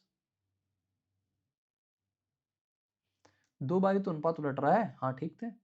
इसी को सॉल्व करना है। अब देखो हुआ क्या, यहाँ पे मैंने पानी मिल्क मिलाया है, तो वाटर सेम होना चाहिए। यहाँ पे सबसे पहले क्या, 5 5 से गुणा करा देंगे, यहाँ पे 5 गुणा, ये बराबर हो गया 25। अब यहाँ पे 5 बराबर हो गया, अब इस पे मिला दिया, कोई दिक्कत नहीं। अब यहाँ पे देखेंगे वाटर 5 है, यहाँ वाटर 5 होगा, यहाँ पे वाटर 5 5 25 हो गया। अब ये 25 हो गया। अच्छा ये चीज़ मैं गड़बड़ कर रहा हूँ फिर, यहाँ 5 से गुणा हो जाएगा 25, अब यहाँ पे फिर से 5 से गुणा होगा, अब ये चीज़ सही आएगी। तो 1 से 25 यानी बी बराबर कितना हो जाएगा मेरे पास? 24 यूनिट। कई बार एक बार में हिट नहीं कर पाते कुछ चीज़ें। 5 125 कितना है? क्यू बराबर 120 यूनिट आ जाएगा निकल के। तो क्यू माइनस पी, 120 माइनस का 24 कितना आ जाएगा निकल के? 96 यूनिट ना, 96 यूनिट बनेगा। 96 यूनिट बचा। अब 1 यूनिट का मान देख लो कितना है, 5 और 6 कितना? 6 यूनिट। 6 यूनिट का मान कितना बचेगा? 120 था, इसका 30 निकल गया था, 90 बचा। 6 यूनिट का मान 90, तो 1 यूनिट का मान कितना हो जाएगा? 15। तो 96 गुणे का 15, तो 15 6 का 90, वही ना, बहुत बार इसको सॉल्व कर सकता हूँ। 15 6 अभी अभी फाउंडेशन में इसको पढ़ाया था। 15 9 का 135, 9 कितना हो जाएगा? 144, 1440 तब निकल के आएगा। तो ये हो गए अपने पास कंप्लीट क्वेश्चन भाई। आप सभी वीडियो के नीचे कमेंट बॉक्स में अपना रिस्पॉन्स ज़रूर देखना। बहुत हेक्टिक क्लास होती है, यानी कि बहुत लंबी क्लास होती है, लेकिन कंटेंट लोडेड होती है। जितने भी चीज़ें रहती हैं, वो बिल्कुल श्योर शॉट रहती हैं। तो आज की क्लास कैसी लगी, ये कमेंट बॉक्स में ज़रूर बताना। मिलेंगे नेक्स्ट सेशन में इशू, श्योर, उमंग के साथ, तो बने रहना मेरे साथ। बाय बाय, जय हिंद, टेक केयर, धन्यवाद।